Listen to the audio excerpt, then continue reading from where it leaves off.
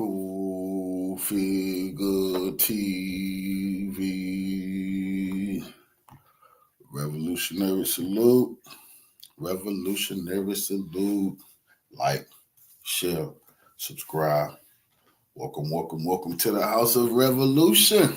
You know I'm your humble host, the Yao Mean of Revolution. And what do we have here? The Maui police chief. We know his ass covered up stuff in Maui.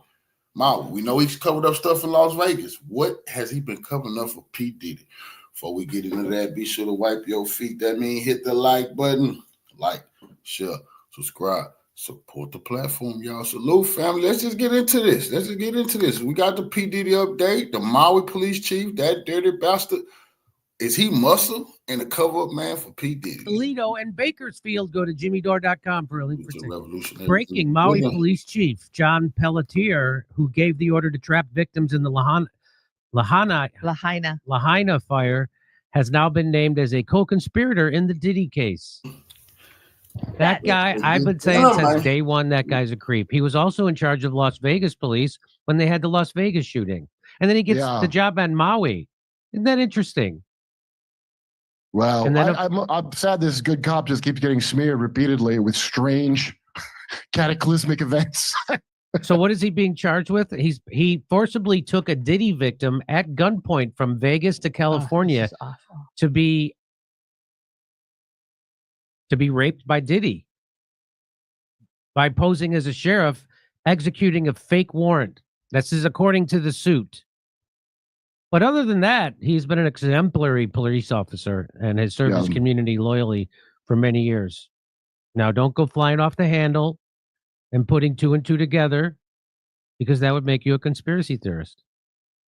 Just because he's connected to two of the most suspicious things in recent history does not mean the third thing is also suspicious. Even after these incidents occurred, Pelletier was still named chief of the Maui police. Nah. What do you mean even after? This got something to do with Freemasonry and being large brothers. You have to put somebody in these situations that will keep their mouth shut, sworn to keep the secrets, to be going from one catastrophe to another. And now you Diddy's muscle man. It was because of that was right. Award. That's right. And the devastating fires happened shortly after. Many questions have loomed as to whether or not children went missing after the fires, where entire families disappeared without a trace. The government disputes this claim, and they have not been verified. This story goes much deeper than what we already know. Can we finally stop acting surprised when we find out someone was strategically placed in their position of power? Because that's what this was. And here, well, I mean, let me show you this. Here is when he was asked about the missing children. Watch what happened. Piston was wrapping up a media briefing in Lahaina today when a man confronted him about the information being publicly released. We have no idea if any of them are children. We have no idea. That's independent journalist Nick Soter. His social media says he flew in from Louisville 2 days ago. Police asked Soter to calm down and even physically held him back. He persisted, but it eventually ended peacefully. Sir, we don't know who you are. You're not identifying yourself. Are you law enforcement? Yeah. You're law enforcement? So we're not going to ask that question. How many of these 10 cadavers are the Maui department, okay? The press show is over. Yeah. So he's not going to answer my question. Thank you. Yeah, take pictures of me. There's no need for hacking. You're with Maui Police, right? Yeah, he's done with the press conference. Appreciate your patience. Yeah. Get out of my way. Who are you? With the Maui Police Department. Okay, and what's my crime? You're literally pushing me. The press conference is over. I don't fucking care if the press conference is over. Get out of the way. I'm sorry. All right, so sir, 110 cadavers, but we can't identify. We can't identify how many of them are children. This is get out of my fucking dude. Get off my throat. Relax, sir. Relax. No, I'm not gonna get. Relax. No, I'm not gonna. Okay. I'm not gonna relax, dude. No, I'm not doing anything illegal. I'm trying to ask a question. We can't get the answer for it. So that's the kind of goons that the Maui police How chief. many of the 110 dead are children? You know who are children. They're cadavers. You have the bodies. You know how many of them are children. How many children are dead? Step back, please. How many children are dead, Mayor? So you're just not going to tell. People like that think they don't owe the community no answers, think they can hide behind secret societies. See, this country is sick of shit like this. America just don't understand the reckoning that's coming because we totally sick of these people who getting in power and thinking they don't got to tell us nothing, and we watching all this bullshit going on around us. They're going to find out. That was a big mistake. We had enough. I don't know. Yes, you do. How many children are missing? You know. If I knew the answer to that, I would be happy to answer that. You have no estimate as to how many children are missing? I guess Nothing? we can end this right now if you guys want. Sorry, this is one of the biggest questions that the people of Lahaina have, but you don't want to answer. It always takes one or two to ruin it for everybody. Please, this is our first one. This is our only Well, we could say that about you. You ruined it for everyone. End it shortly. You're welcome to say it. You're the media. You can say whatever you want. You're a disaster. All right. Okay. Please. You've been the worst mayor we could possibly imagine. You won't even wait. Respect what? This is the most dismal response we've ever had. You won't wait for your turn. You want to shout over these guys that are legitimate. So that's the mayor. So that was Nick Sorter confronting the mayor on how many missing children, and the cops manhandling him. He's like yelling at foreign customer service, like he's a puppet who's doing the bidding of somebody. Yes, just like the cop. So Tara Bull tweeted this out. Anyone recognize this man? Maui Police Chief John Pelletier, who was also incident commander for the 2017 Las Vegas shooting, was just named in the Diddy case. They'll tell you this is just a coincidence. So she tweeted out this video. Let's watch it. 89 souls lost, and 2 have been identified, or that's of the recent. So of the 89, so realize this: we when we find these, our family and our friends, the remains we're finding is through a fire that melted metal. We have to do rapid DNA to identify them. Every one of these 89 are John and Jane Does. And so when you are asking us, and we know we've got to get, and I love the way our House representative, how she said it, she was so eloquent. We know we've got to go quick, but we got to do it right.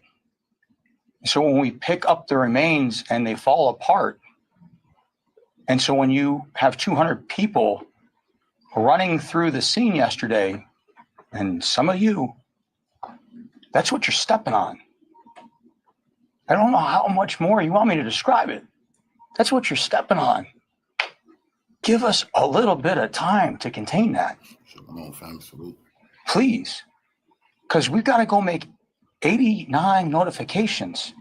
And coming from a place that had to make 58, I understand the pain this is going to take. And we're not done with 89. So just understand what this thing is, because none of us really know the size of it yet. Everybody wants a number. You want it fast or you want it right? We're going to do it right. Did they? Did they do it right? I don't think we have a number, do we? I don't think we have a number. Oh, by the way, here he is, named in the lawsuit. Defendant John Lawrence Pelletier is an individual who resides in a domicile in Nevada or Hawaii. There he is. Look at him wearing that lei. Right? That's probably because he has so much aloha spirit. That's probably why he's wearing that. That's what that is about. That does bring a whole new meaning to the word wearing a lei. Was he using all that baby oil to help start the fires? I don't know. Is that what it is? Is that what it is? I'm sorry. That face just doesn't go along with the lei around his neck. It just doesn't. It makes sense. Like, as a guy pushing people back into a fire, he's a guy that would come and pick you up with a fake warrant to take you to be savaged by Diddy and the gang. And Odell Beckham. Look at Odell Beckham's in it. Who's married to the big head Kardashian, so she got her head shaved down. Oh, I wonder. She was married to the basketball head one. When are they coming for Oprah? Maui police chief named in Sean Diddy Combs' lawsuit as alleged co-conspirator.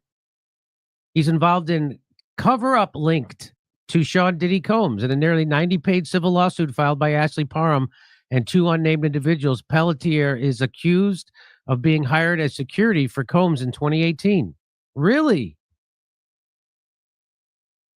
There's a real weird connection between security. I say people could do a dirty job and keep their trap shut.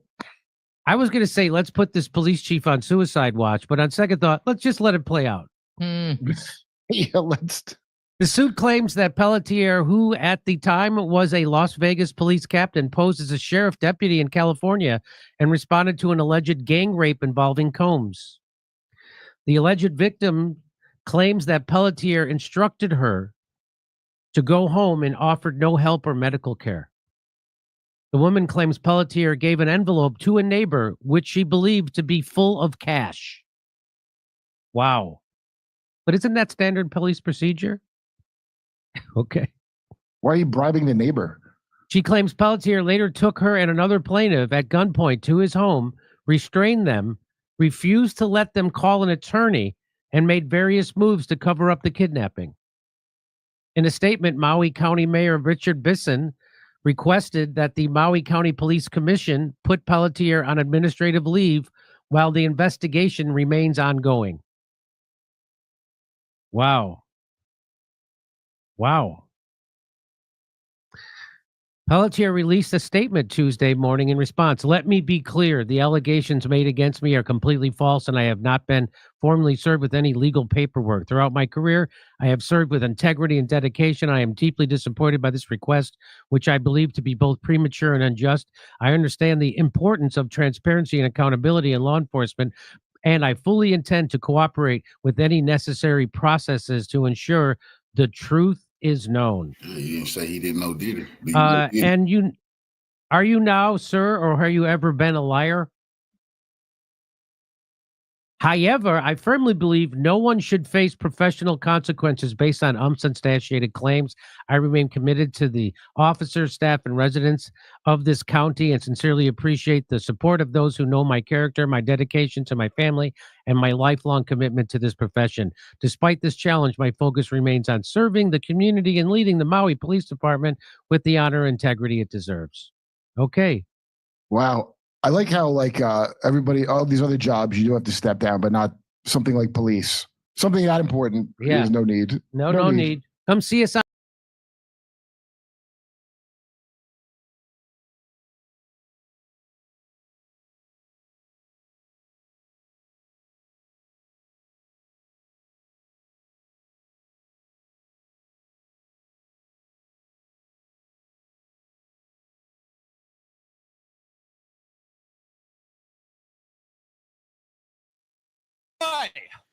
You know, this guy definitely attended and really loved those Diddy parties. Hey, Bestie, we need to start a love train. I want everybody to put I love myself in the comments. Type in the comments, put I love myself. As the freak-offs just got a bit more freakier, especially with the latest allegations and lawsuits right now that implicate one specific police officer that's tied into two other big major national security events that are tied into larger conspiracies. What in the world is going on here? As still, we wait very patiently for the Epstein client list to come out here, a sore topic for the Trump administration, as a lot of people are being very skeptical of this entire saga that a lot of people believe is tied into Diddy and a potential extortion racket run by, of course, the intel agencies, the deep state, the swamp, and some very nefarious players in our society that have compromised on all the politicians and celebrities that are some of the biggest names in our society. Is that exactly what's going on here? Well, let's explore that in this specific video, as right now, the Maui police chief is being named as a co-conspirator in the Diddy lawsuit, as the mayor just called for his leave, as this case will now be officially investigated. Yes, you heard that correctly, as we also found out that this was the police officer that was in charge during the Las Vegas worst mass event in U.S. history. He was also the chief during the Maui fires that took the lives of 102 people, as there are accusations of malpractice and his failed leadership during that incident as well. As it's pretty clear, the Las Vegas incident, major cover-up, and now you're telling me this guy allegedly was also working for Diddy, helping him cover up his larger attacks against the victims in this lawsuit? What's really going on here? Here's a news story about this topic that really concisely brings together all the pieces together. And two unnamed people. Maui Police Chief John Pelletier is accused of being hired security for Sean Diddy Combs in 2018. It claims Pelletier, who was a Las Vegas police captain, posed as a sheriff deputy in California to respond. Yep, responding to a specific call about one of the alleged victims here, the person accusing him that she was assaulted in a very kind of graphic adult way. Allegedly, there was, again, family-friendly show here, but let's just say she was attacked by multiple people in a very unfavorable adult, grotesque fashion. This guy, allegedly, according to the allegations, came as a police officer from the local jurisdiction and took down a report. The story now gets even crazier, as the allegations now allege that he also kidnapped people, paid people off. And when we look at corrupted police officers, this is something that usually happens. You do see a lot of police officers usually work private security gigs, as they have a lot of connections, a lot of people that are, of course, able to get away with more things than the average security guard, since they're professionals in the law that they know how to skirt, with evidence they know how to fake, with victims they know how to lie and fool to, who of course don't know how the system exactly works like they do. When we look at the Epstein case, there was multiple police officers that were actively playing a role in the continued abuse of children, even when a court ruled that this guy was a serial predator and that he was also supposed to be a registered offender, which, again, he never followed the proper protocols of. This whole system entirely broken. But in the Epstein case, particularly here in South Florida, we saw multiple police officers, except for one. There was one police officer that actually whistleblowed, that actually spoke out against this, and was ostracized and viciously attacked for doing so. But there were other police officers that were going along and literally escorting Epstein out of jail when he was supposed to be in jail, taking him to his office, and then seeing small children coming in and out as Epstein was able to continue his abuse, all under the full protection of the police. The police also work with intel agencies, with higher, of course, 3-letter agencies within the federal government, which a lot of people implicate in this entire saga. This story gets even more crazier. Home, but offered no help or medical care. The woman claims Pelletier gave her an envelope to a neighbor which she believed to be full of cash. She claims Pelletier later took her and another plaintiff at gunpoint to his home, restrained them, and refused to let them call an attorney, and made various moves to cover up the kidnapping. The Maui Police Department said in a statement, Chief Pelletier has no connections to anyone in the lawsuit. The allegations are unfounded and false, and the plaintiffs are spreading misleading narratives. But Maui County Mayor Richard Bisson has requested that the Maui County Police Commission puts the chief on administrative leave during the investigation, saying, "This approach does not constitute a presumption of guilt, but ensures that the individual in question is not in a position that may compromise the integrity of the office while the matter is under review." Big question here, as this guy's passed. We'll talk about in a little bit, as he actually put one of my friends in a headlock. Yes, you heard that correctly. Before getting into that and a lot more, we wanted to tell you about wearechange.shop, one of the best shops out there, as we have been working very hard to make sure that we have some of the best products on the market. We really do care about expert And I remember sitting down with him and I was like, okay, let's get to the bottom of this. How can I help people the most? What's the best, most amazing thing out there that a lot of people should be taking that they're not taking? And he replied, creatine. I won't say who this is, but then I was like, okay, how do I source the best creatine? Where's the best? Because I know there's a lot of scams. There's a lot of people putting fillers in there. There's a lot of people making sure that you don't get the pure stuff.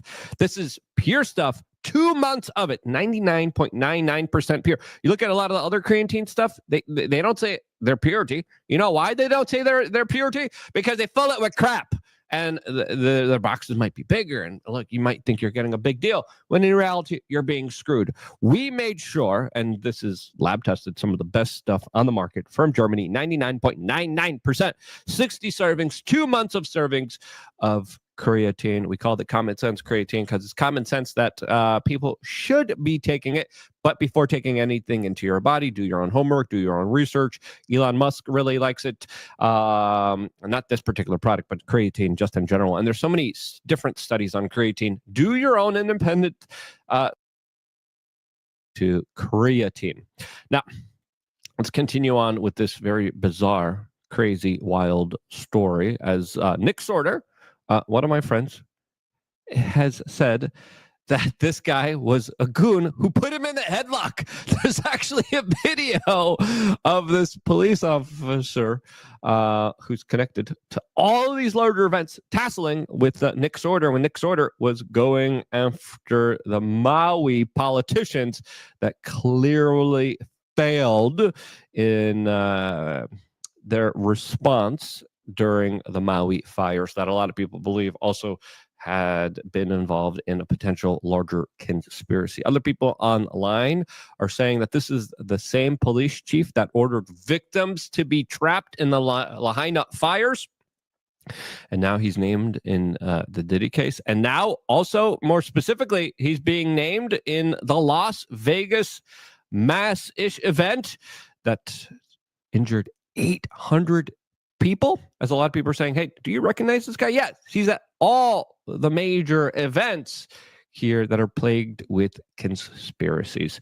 Now he's being accused of working for Diddy. I would love to see some pay stubs, since also the lawsuit that he's involved in involves Odell Beckham Jr. and the comedian Drewski. Now, it's important to note here that during this lawsuit, all of the people involved here are denying all of the allegations here, as Pelletier, Beckham Jr., Drewski all have denied these allegations in this new lawsuit that is naming them as people that were involved in these Diddy freak-off parties, in these larger assaults and attacks on them.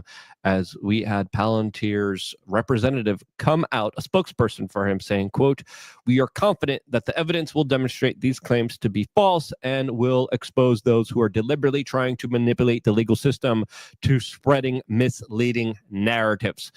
And that is the statement from Palantir's spokesperson. As it's important to note here, there's always two sides of the story here. But looking at the Las Vegas story that this guy was in charge of looking into and responding to and investigating, it's pretty clear that we were lied to. That this story, whenever we started to unravel it, became very inconvenient to the establishment. And the story went away very quickly, even though at first the Democrats were cheerleading it as the perfect event to take away your ability to defend yourself. They're like, this is the perfect event. Look, 800 people were injured. Around 60 people lost their lives here. We recently marked the 5th anniversary of one of the deadliest mass attacks on American soil. And we still don't know what was going on here. What was the motive? As there's so many inconsistencies in this specific story. What in the world is going on here? And again, Gateway Pundit writes here, former Las Vegas officer who led Route 91 investigation and Maui police chief during the Lahaina fires is now named in all of this. As it's pretty clear here, we never got clear answers to what in the world was going on here. What was the motive that created this larger mass event in Las Vegas. Why don't we have any answers here about Paddock and his connections to alleged intel agencies, his very suspicious behavior? A lot of people are saying, how in the world was he able to pull this off, as there's so many inconsistencies to what really happened here? I went to Grok and I was like, hey, Grok, give me some of the inconsistencies to the official version of events of what happened here in Las Vegas. And the first thing, again, we don't know why this happened. Still no idea after investigations, as all the hallmarkers here are a part of a larger intel agency plot, according to a lot of conspiracy theorists that are extrapolating a lot of kind of weird circumstances and situations here. We have Paddock's brother also going down for adult content related to minors. Very strange incidences surrounding this entire case, as a lot of people also talked about the possibility of multiple assassins, as some eyewitnesses claimed that they have seen circumstantial evidence. And again, eyewitness evidence isn't always the best, by the way, because there usually is a larger kind of play on the mind here, where a lot of the people think they saw something, but they kind of hoodwink themselves into believing something. There's also a lot of inconsistencies with some of the photos that we have seen here, and I think Grok got that one correct. The timeline of the security guard, Jesus Campos, here also doesn't make sense with his encounters with Paddock. There was also a connection, allegedly, with terror organizations, Saudi Arabia, Saudi princes, but again, a lot of that wasn't clearly defined here. There was a hard drive of the assassin that was found and then just quickly disappeared.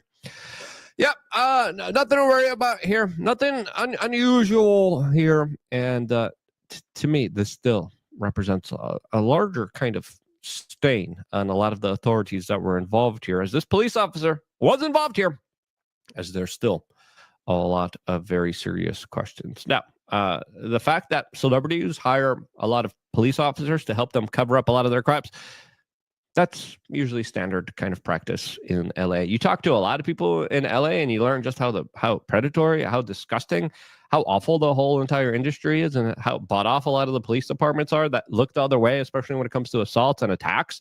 Man, it is disgusting. It is an entire rotten city filled with some absolutely bad juju. I know one person, and I don't want to name names. I don't want to implicate them, but I had personal interactions with them, and they told me just the lowdown of how things run in Hollywood, just how evil, just how much of a larger cover-up operation continues to happen there, specifically with a lot of the young women, sometimes now young boys now.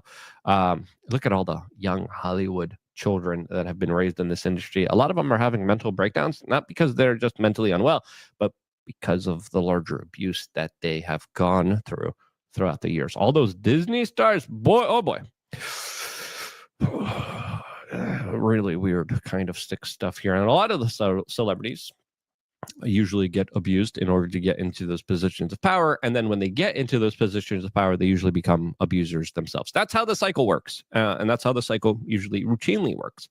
And when we look at the Harvey Weinsteins, when we look at the Woody Allens, when we look at the Epsteins, there's still so many questions here that are left unanswered. Now, is this police officer guilty? Is he not guilty? Are the allegations true? We're going to find out in the court proceedings that kind of move forward here. Hopefully there's going to be some kind of discovery. There's going to be some kind of evidence provided that back up a lot of these allegations, because right now all we have is allegations.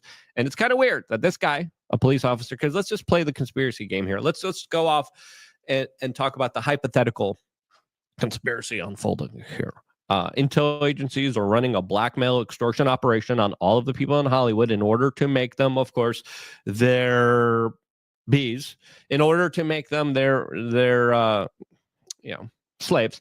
Family friendly show here. I'm being very careful with the words that I use here, because I have other words that I want to use here, but family friendly as best as you can. I mean, it's difficult on the subject.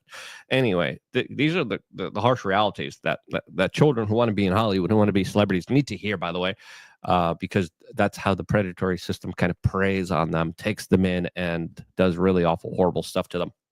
When we look at this entire saga and how it unfolds, You're the intel agencies, black ops, private contractors working on getting all these extortion tapes, having all these celebrities under your control. You have them jumping for you, singing for you, telling them what to do. Oh, we have a procedure that we want you to take.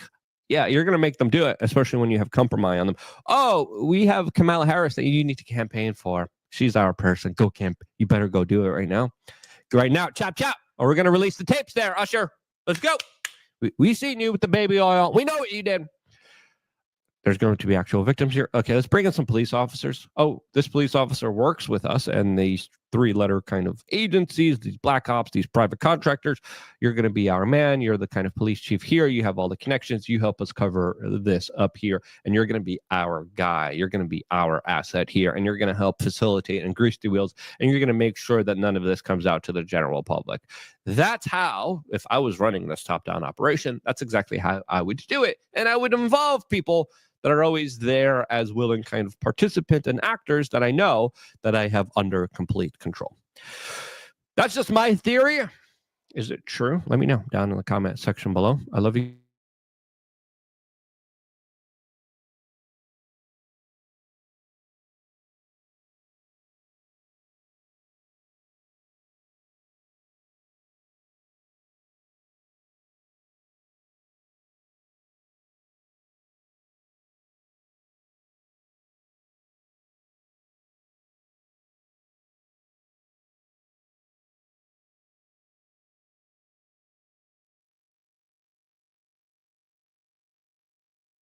Over 1 million viewers and listeners and all that. Indiscretion TV, Valentino #1, Tupac channel, streaming over 2 million viewers and listeners, man. That's crazy. Y'all rocking.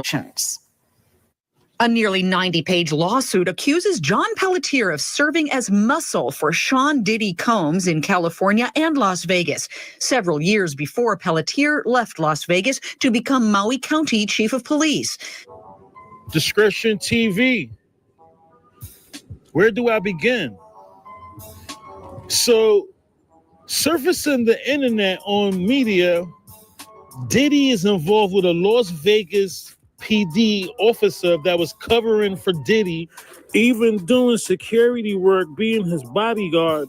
Not that Gene Deal, Nina, and Nene Nani shit. Allegedly, covering for Diddy, perpetrating to be a California officer during, I guess, allegations. But again, can this be a smoking gun? Remember, my theory, this adds on a little to my theory. When I was saying, remember when Veggie Jr., Veggie said, I got a picture of the BMW. And I said, whoa, why would you have a camera? Because camera phones wasn't out back then in 96. Why would Veggie Jr., Reggie Wright Jr., head of death row security, make it his business to take a picture of the BMW after it was shot up? Remember, Frank Alexander said 2 bicycle cops pulled Suge and Pac over before the shooting. And all of a sudden, after the 2 bicycle Las Vegas cops pulled him over, there was a shooting. With this new allegation against Puff, is this a smoking gun at Puff? With the connections of Veggie Jr.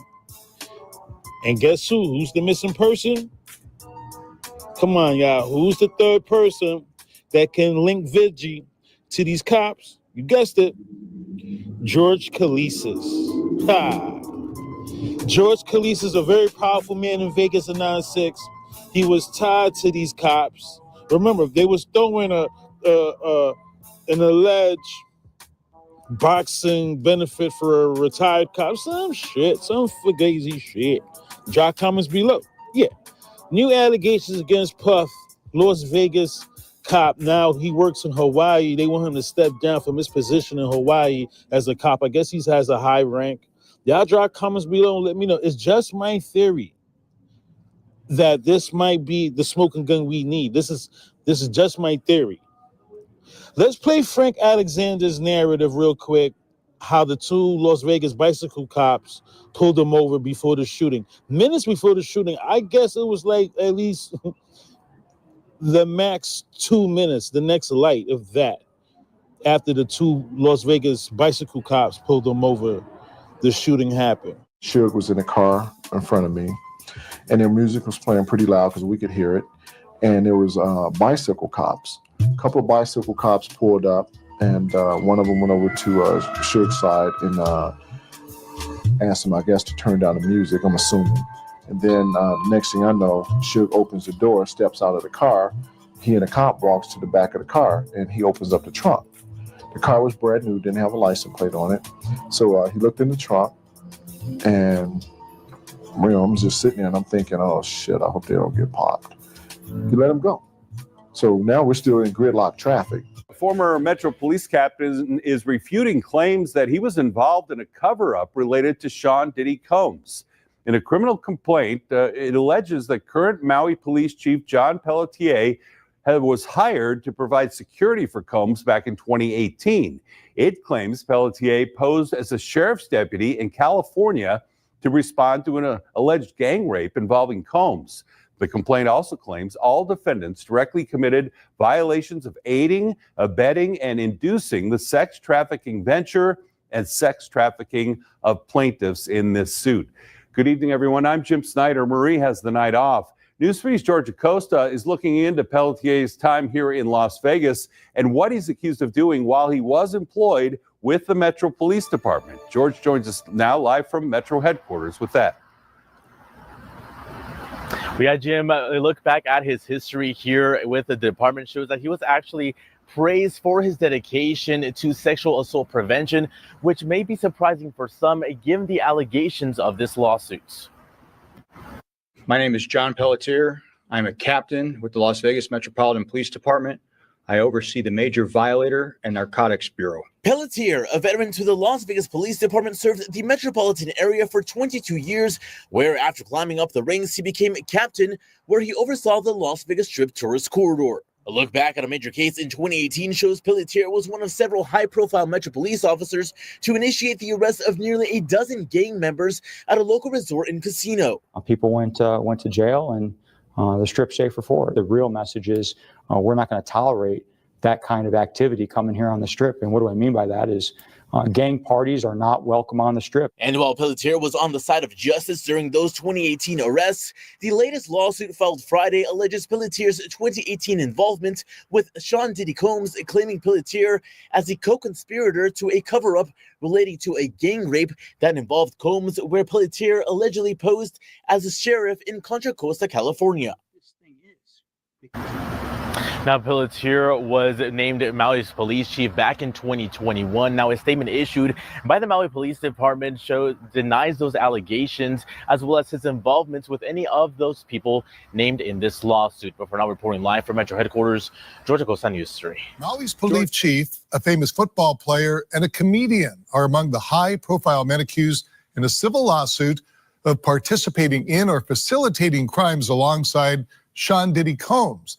The chief and others say it's not true. But now Maui's mayor is asking the police commission to place the chief on leave while it's being investigated. Gina Mangieri has more. Gina?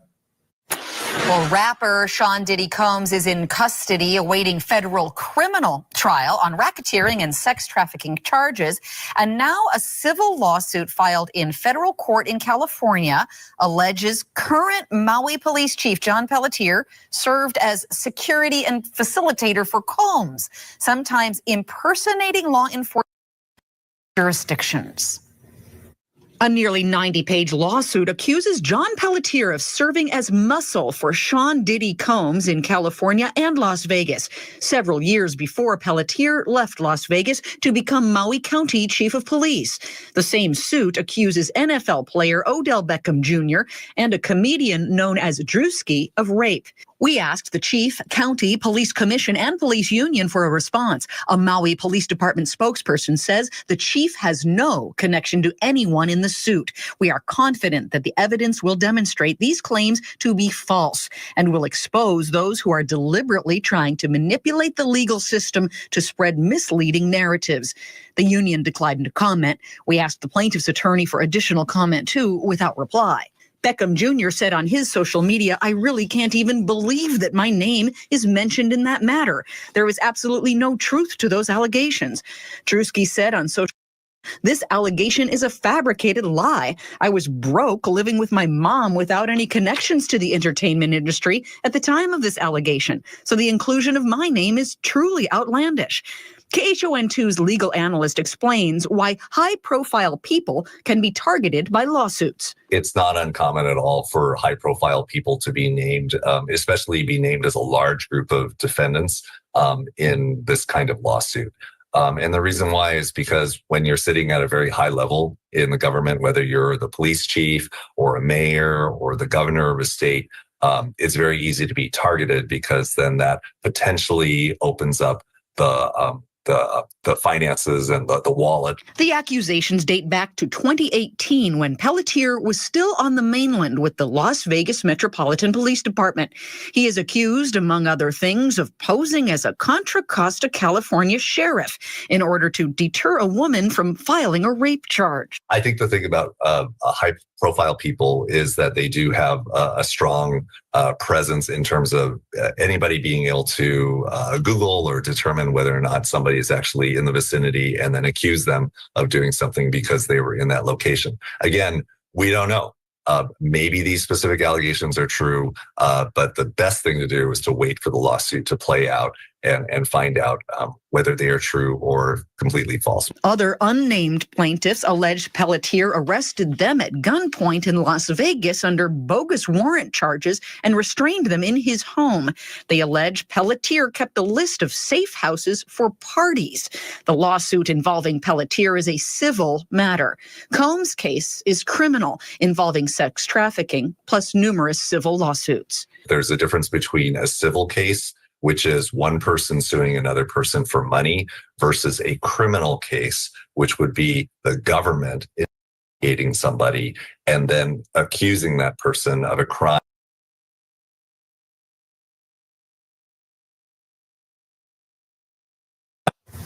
Now, again, the chief strongly denies all the allegations in the suit. His spokesperson says the baseless allegations not only hurt him, but show a lack of respect for victims of abuse. Now, it was just minutes before airtime when we received this letter from the mayor calling for the Maui Police Commission to take additional what they call proactive steps to conduct an independent review and to place the chief on leave while this was reviewed. We have asked the chief for an additional response to this. Again, this having just been received. Also, it was addressed as well to the Maui Police Commission. The mayor saying in the calling for this that due process must be observed and the existence of these allegations alone present concerns for the public trust, and goes on to say that they believe that the approach would not constitute a presumption of guilt, but instead make sure that they're not compromising the integrity of the office while the matter is under review. Much more to come in this story, and we will continue to follow up. Gina Mangieri, KHON2 News, working for Hawaii.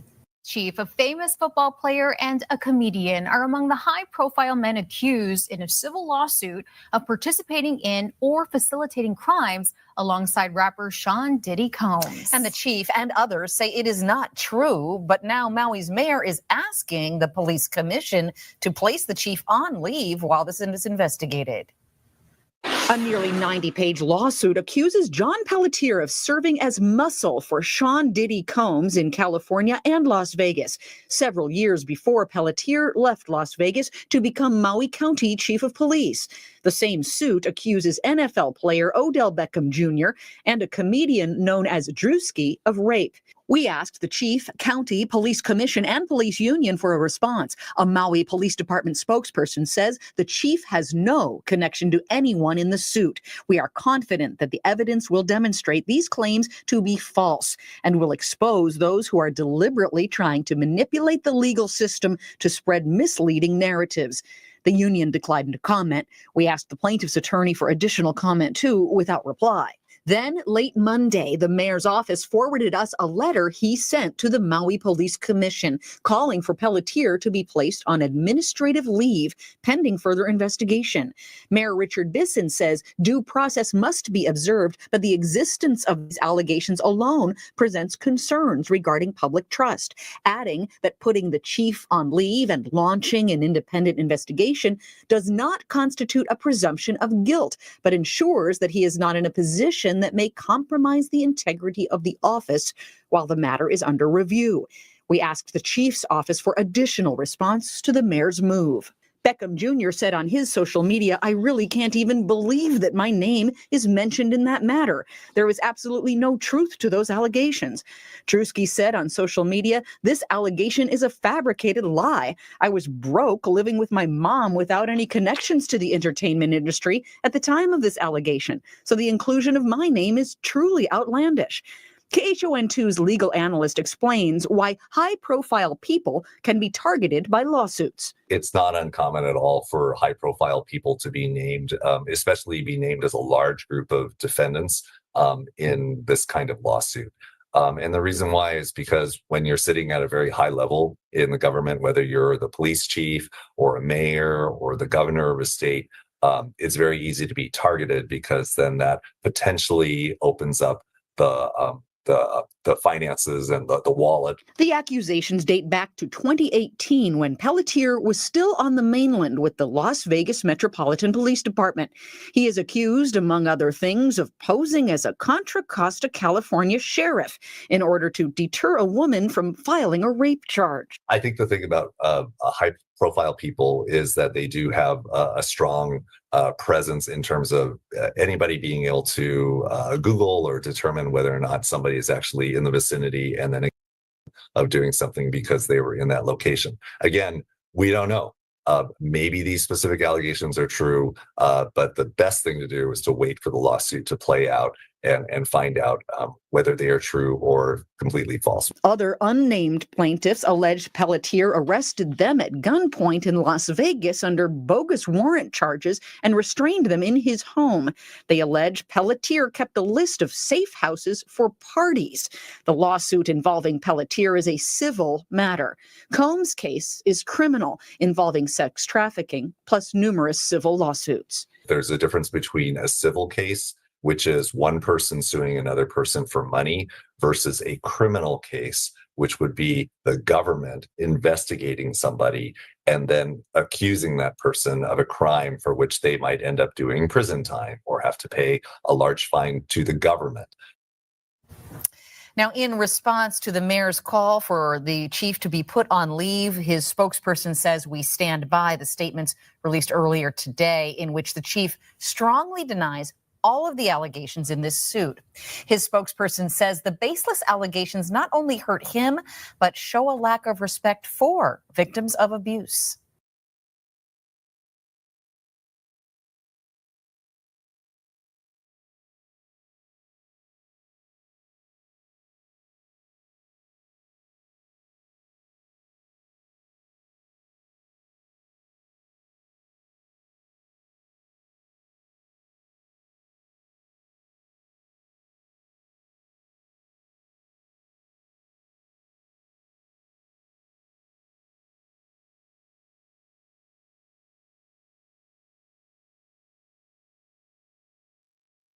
Did CNN alter the video of Diddy beating Cassie Ventura in that hotel, and now it might be thrown out?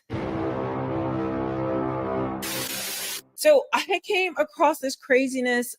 It's just all the headlines are breaking today. I have not been on the Diddy case for quite some time, But now that this is broken, I am just kind of stunned if this is actually true. But it says Diddy slammed CNN for allegedly altering the Cassie Ventura beating footage, and the cable newser destroyed the original video, the rapper claims. Now, I'm going to get into this, but I also want to show you, I'm going to share a little bit of what TMZ is saying about it. This is from the Two Angry Men podcast. This is Harvey and I think Mark Garagos. They're both lawyers. Mark Garagos is a very well-known attorney. We're discussing this entire thing and what's happening and why this tape is most likely going to be not being able to use in court, and just explain why this is important, even though this case, what Diddy is on trial for is not Cassie specifically. Okay. The statute of limitations on that have run out, not to sue him, which is what she did back in, I think November of 2023. But now this is referring to using this footage for this upcoming trial to talk about people being coerced and violence committed against them in order to make them, be part of his freak offs. But let me give you the details before we get into that. So let me see. All right. I'm going to make it bigger as I always do. So hopefully you guys can read along with me. It says heading to trial on the sex trafficking charges and more is in less than 2 months. Sean Diddy Combs on Thursday made a very Donald Trump move and defended himself by accusing the mainstream media of peddling fake news. I just love how they try to throw Donald Trump into like he has zero to do with this, but of course that's what they do.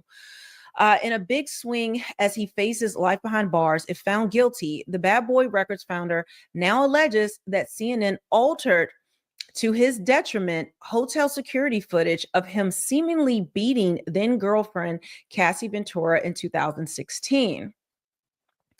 The defense has confirmed through forensic video analysis of the CNN footage that the government provided to this court and of the footage provided by CNN in response to the defense subpoena, that all CNN video footage was substantially altered in significant respects, stating a joint letter to Judge Aaron,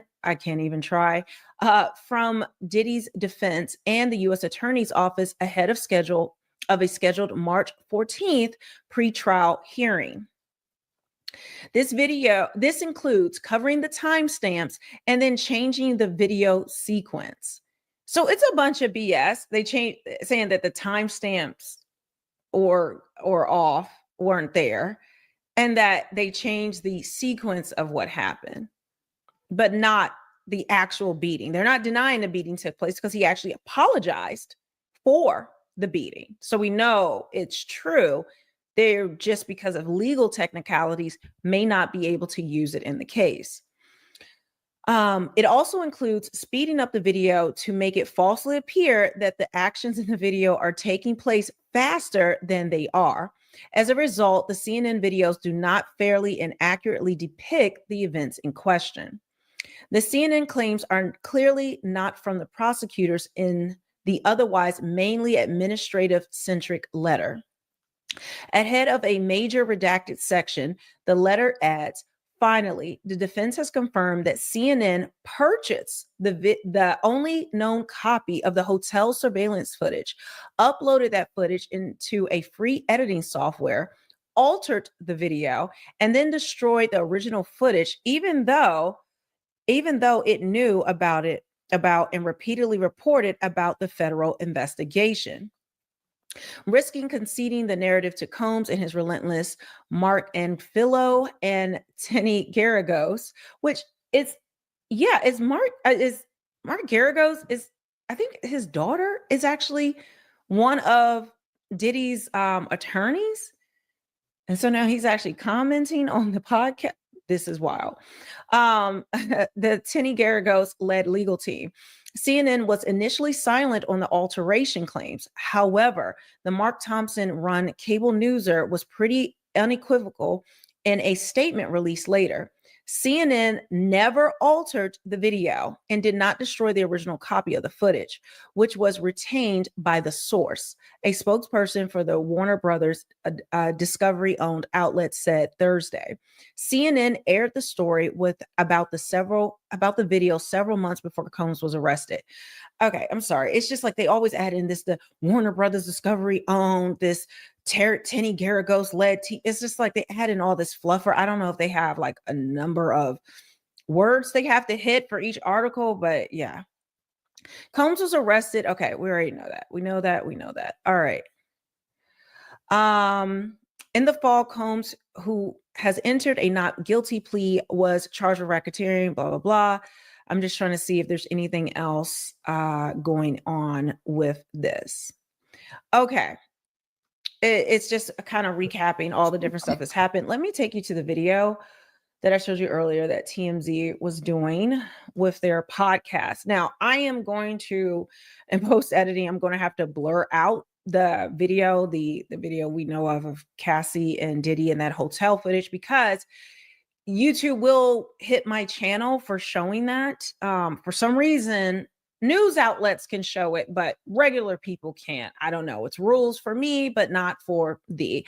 And so, and not just me, just any kind of like independent person that's on YouTube. We're not allowed to do things, but you know, if you're a corporation, you can get away with it. So let me just, I was in the middle of listening to it. I was just like, okay, I need to film this whole thing. Welcome to the Two Angry Men podcast. I'm Harvey Levin. I'm Mark Garrigas. Wow. Wow. There's so much going on today.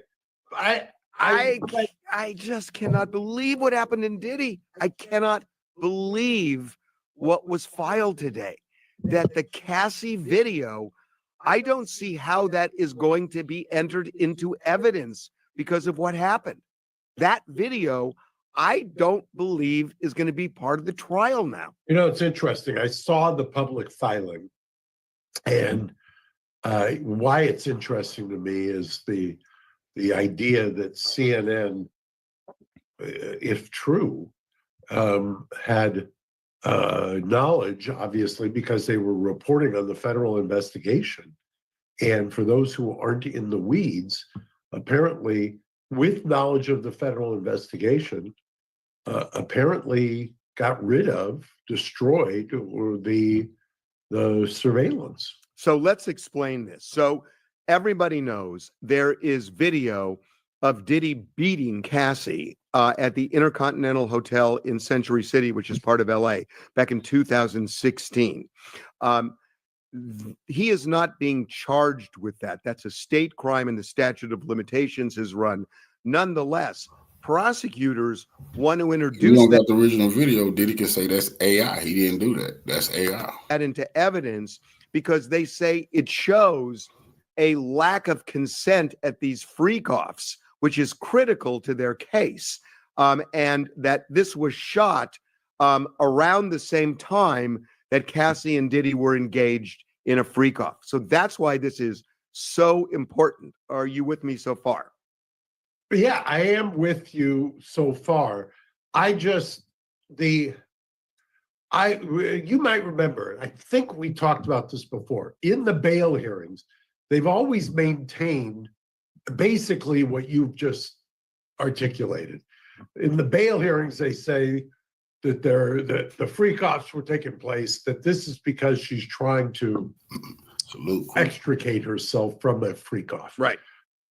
But it now appears that we're not sure that this is even the original, because apparently the original was delivered to CNN when they played it. When did they play it? Back in May? Yeah, it was almost a year ago. But we should explain what happened today. So the prosecution and the defense filed a joint letter about various pieces of evidence. There is a portion of this letter where the defense is saying CNN purchased this video and then altered it, that they took things out of sequence, they sped it up, they did several other things. And when they aired it, they did not air the original video. You were, according to the defense, you're not looking at the way it actually played out based on what CNN aired. And they have aired this over and over, as has everyone, including TMZ. So now what they're saying is that apparently the defense asked CNN for the video because they want to see it for the purpose of the trial. And the way I understand it, Mark, is that CNN got back to the defense and said the video's been destroyed. Yeah, I mean, I don't want to even speculate, but it's just somewhat breathtaking to me. I mean, especially because, like I said, if you read the transcripts of the bail hearings, so much was invested in the video, as you said, as to why he should be in custody, why he shouldn't be released. The video was everything. So let me read this. This is from that letter, and this is what the defense is saying. By the way, let me set up what these letters are, because you and I talked off the air. This is something that has become somewhat standard in discovery disputes in the law, where they kind of put in the defense position, the prosecution position, to give you a Chinese restaurant menu, basically, for the judge to choose. Okay, so I know where the dispute is. This is what the defense says. Also, I once had a judge, former fourth wall here a little bit.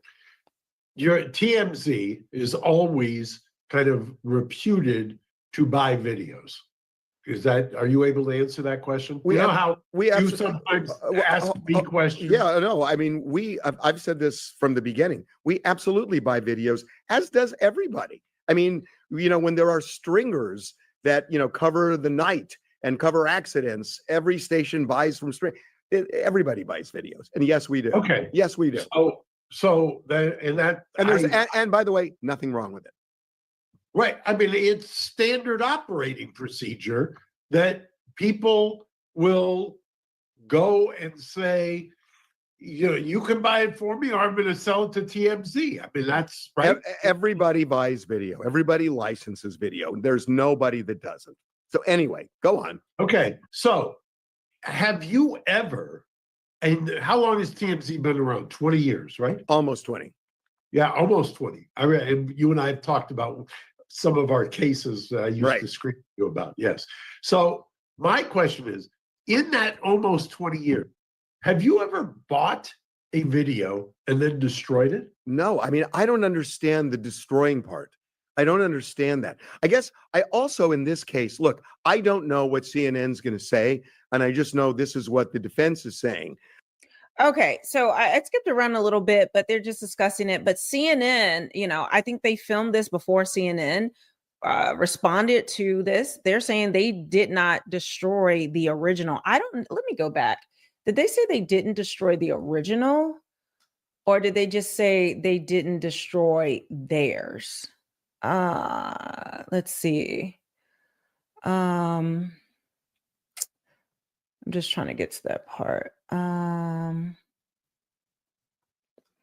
Okay, it says here, it's not surprising that Combs would make a disingenuous argument to exclude the disturbing video from being shown to the jury in the upcoming trial. Wigdor said, I'm confident that the video fairly and accurately represents what happened, will be admitted into evidence, and that Combs will be held accountable for his depravity. So that the video fairly and accurately represents what happened, but it's not the whole thing, which I don't think the news had an obligation to show all of it. I don't get that, but it's okay. Here it is. Their statement, it says on Thursday that they did not alter its published video of Combs Ventura, nor destroyed the original copy of the surveillance footage. So they're not saying they destroyed the original, that the source still has it. So I don't see what the issue is in bringing the source's actual video, contacting the source. This is a criminal trial, so the source will have no choice but to supply that. But did the source destroy their copy? And then it does beg the question, why in the world would CNN destroy their copy? Like, this was a huge thing. This still is a huge thing. Why would they destroy something they paid probably thousands of dollars for, their original copy of something, unless they're trying to hide how they altered it? But it still doesn't take away from the substantive nature of the video and seeing what happened. And again, Diddy apologized for it. So, guys, I will keep you up to date on this. I don't know if I'm gonna publish this on my main channel or my Melanie Off Script. My Melanie Off Script, I'm putting a lot of my Blake Lively, Ryan Reynolds, and kind of Hollywood gossip. But this is a criminal case. So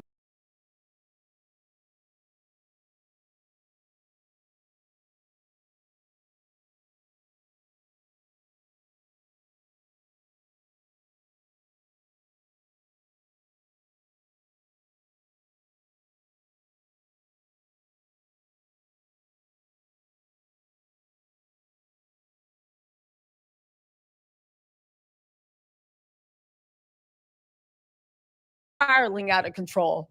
Baby, do you know that they just filed new evidence that they want that Cassie video literally destroyed because they said that it doesn't show the full story? They are literally arguing that CNN is claiming to have destroyed the original footage and edited footage. Their whole thing is, we beat Cassie in slower motion than it depicts in that video. So, sir, you must exclude it. Y'all, let's get into this, because honestly, now I see why Anthony Rico actually exited that. Mark Agnifilo is going to guarantee that Diddy gets life in prison. Let's not forget, if you guys missed my live, Diddy is facing a forced labor charge. That forced labor charge when combined with Rico literally has a maximum of life in prison. It looks like him and his co-conspirators might be facing life in prison. But y'all, we actually have to get on this because Diddy's team got to be so stupid.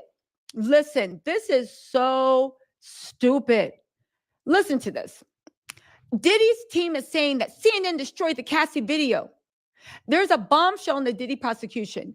They're saying CNN destroyed the only known copy of the 2016 video in which Diddy is seen beating Cassie in a hallway of an LA hotel. This, according to new court documents. The defense's team and prosecutors filed a joint letter about evidence in the case.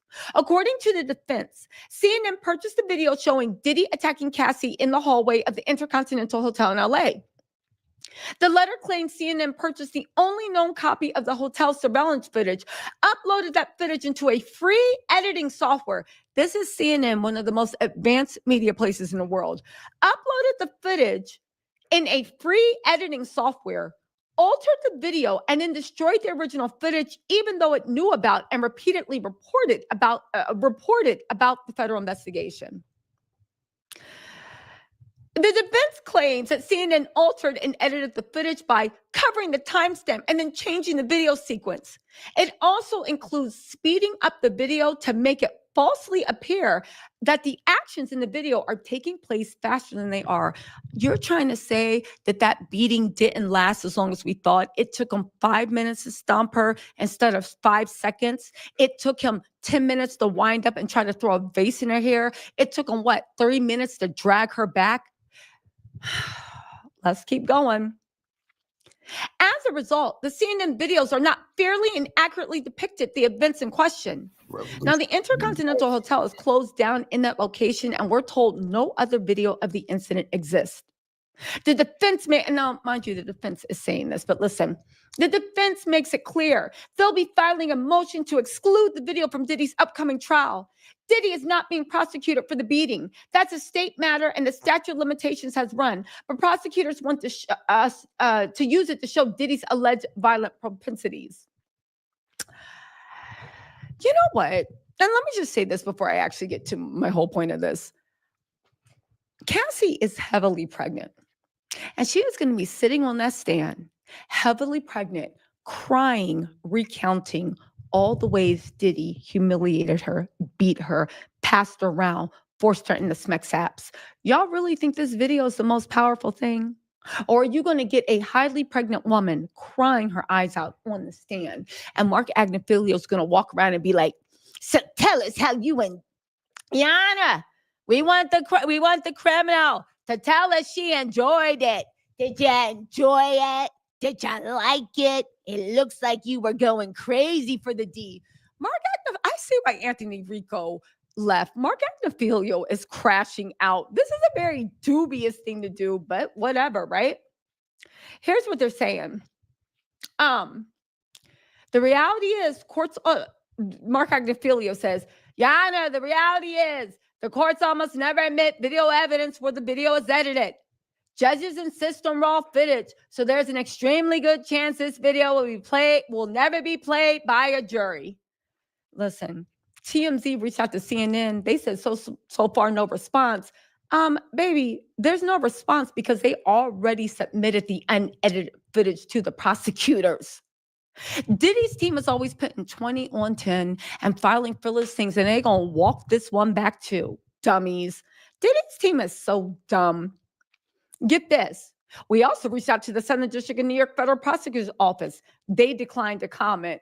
Baby, let me just say this, and this is the biggest thing. Let's just say everything Diddy is saying is true. Then why'd you make a public apology? Why did you make a public apology if that video doesn't show the whole story? Why did you sit up there at your star mansion crying, probably because they took all your 1,000 bottles of baby oil? Why did you make an apology if that video doesn't accurately depict what happened? Seriously, what were the tears in your eyes for? What was the stress in your face? You literally had to restock back up on KY jelly and Johnson's and Johnson's baby oil, but no, in Diddy's cheap self, he was probably using dollar store baby oil and lube if they even sell it. Y'all, listen, let me know what you think in the comments. I think that this is an entire mess, but I will say, Anthony, let's just put this all in order. Anthony Rico left the case because he said that he doesn't believe that Diddy is prepared to stand trial by May 5th. Diddy is trying to get the Cassie video excluded because they are saying that CNN took first of all, bought the footage, which I will say from that, if you look at it from that angle, and we actually really have to talk about this. Do you think that, I think that's very odd, okay? Again, I'm confused. Why would CNN not only destroy evidence, but why would they destroy the original video? Because they could have gotten more clicks and views by re-editing and remixing the video. It doesn't make sense. Even myself, I'm not CNN, and y'all know I do not really like editing, so I don't do it at all. I still got video from me from 3.5 years ago when I started on YouTube. Like, let's be real, right? Why would you destroy evidence, especially evidence that's going to be central to the trial of the century, right? It's getting spooky. Who authorized, right? Who authorized destroying the individuals, right? Who authorized destroying the original? What individuals did it? Is this saying that Diddy and his team still got the people? How much did Diddy pay for that tape to be destroyed if it was destroyed, right? Listen, it sounds like Diddy and his team still have reach, but I do want to know how much of that video, like who, check somebody's bank account. Do they have a few million? Do they have a few zillions? Check their MF and bank account because something ain't adding up and something is definitely not right.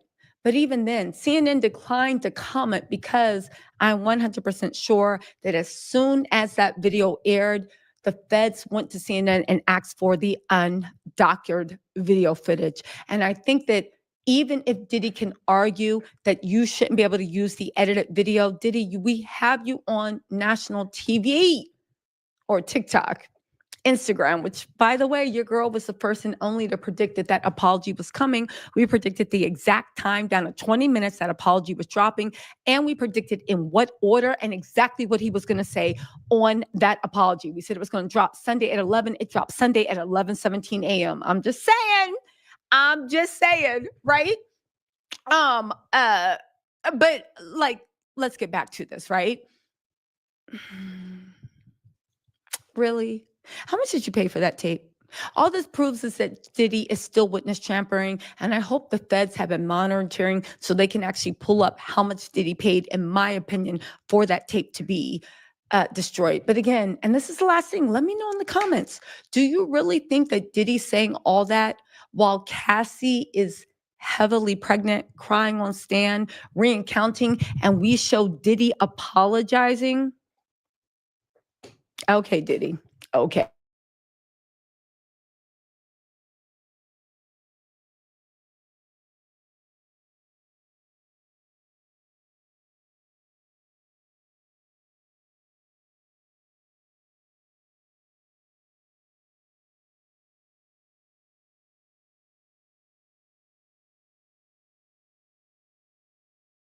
In the Sean Combs criminal case. And did we just get a clue as to who may be an important witness at an upcoming trial? We're going to break that down for you and more right now.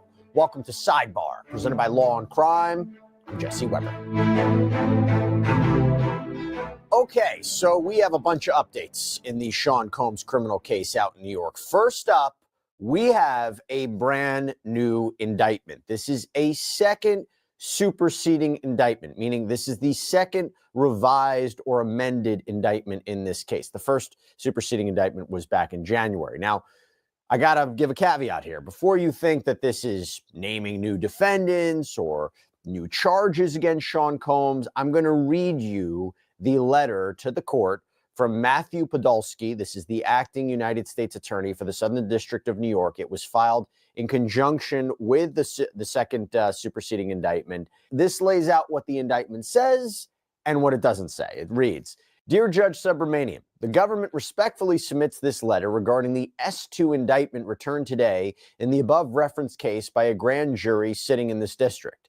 The S2 indictment contains no new charged offenses, but includes additional allegations related to the racketeering conspiracy charged in count 1. Specifically, the S2 indictment contains additional allegations as to the means and methods of the racketeering enterprise related to forced labor." Okay, I'm going to stop you right there because before I go any further into this letter, I want to go directly to the second superseding indictment. And I'm going to read for you now what appears to be the only change, this one new addition. Again, this is under the means and method of the criminal enterprise that Combs allegedly led and ran as part of the racketeering conspiracy charge. Remember, this criminal enterprise that prosecutors allege engaged in forced labor, sex trafficking, arson, kidnapping. And we remember what the main central allegations are about this racketeering conspiracy, that Combs allegedly engaged in a pattern of abusing women for years, verbally, emotionally, physically, sexually, that included transporting women and commercial sex workers and coercing and forcing women to participate in sex acts for his own desire, that he would use drugs or threats or power or influence to get them to do this, to get them to do what he wanted, that he used his power, his resources, his business empire, employees, associates to carry out this alleged criminal activity, including having them cover it all up. And all these practices are violations of law.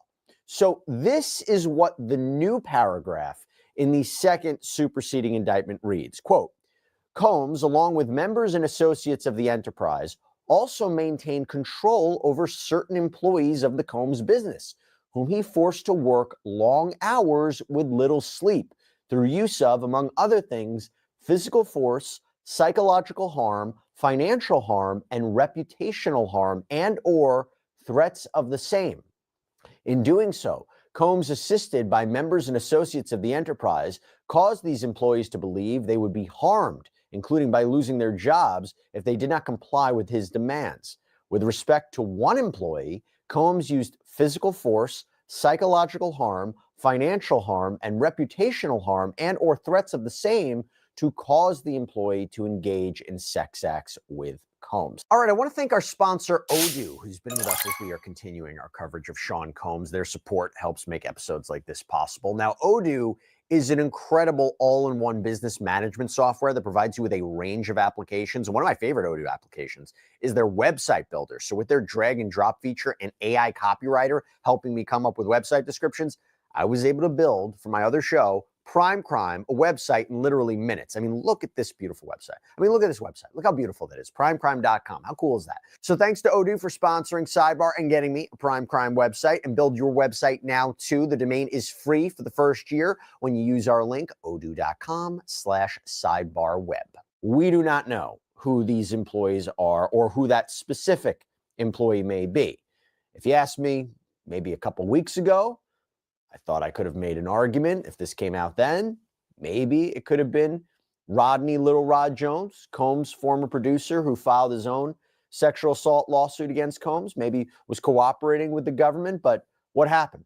We know in a recent filing from Combs' defense attorneys, they seem to suggest that Jones is not a key witness for the prosecution anymore.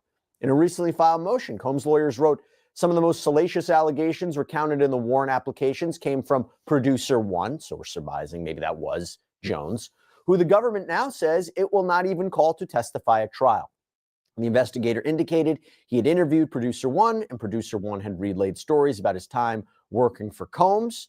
And the exact details of what producer one told the investigators is redacted, but the defense went on to say, these accusations were never credible. They were uncorroborated. And the filing continues. The government has advised us it will not call producer one as a witness at Combs' trial. Presumably that is because his stories are fantastical and he lacks any credibility. Okay, so assuming this is not, in the superseding indictment, the second superseding indictment, assuming this is not Rodney Jones, and assuming the defense is accurate about that, you put that to the side, who else could this be? Who else could they call? Who was an employee or employees of Sean Combs' empire that might be, described here?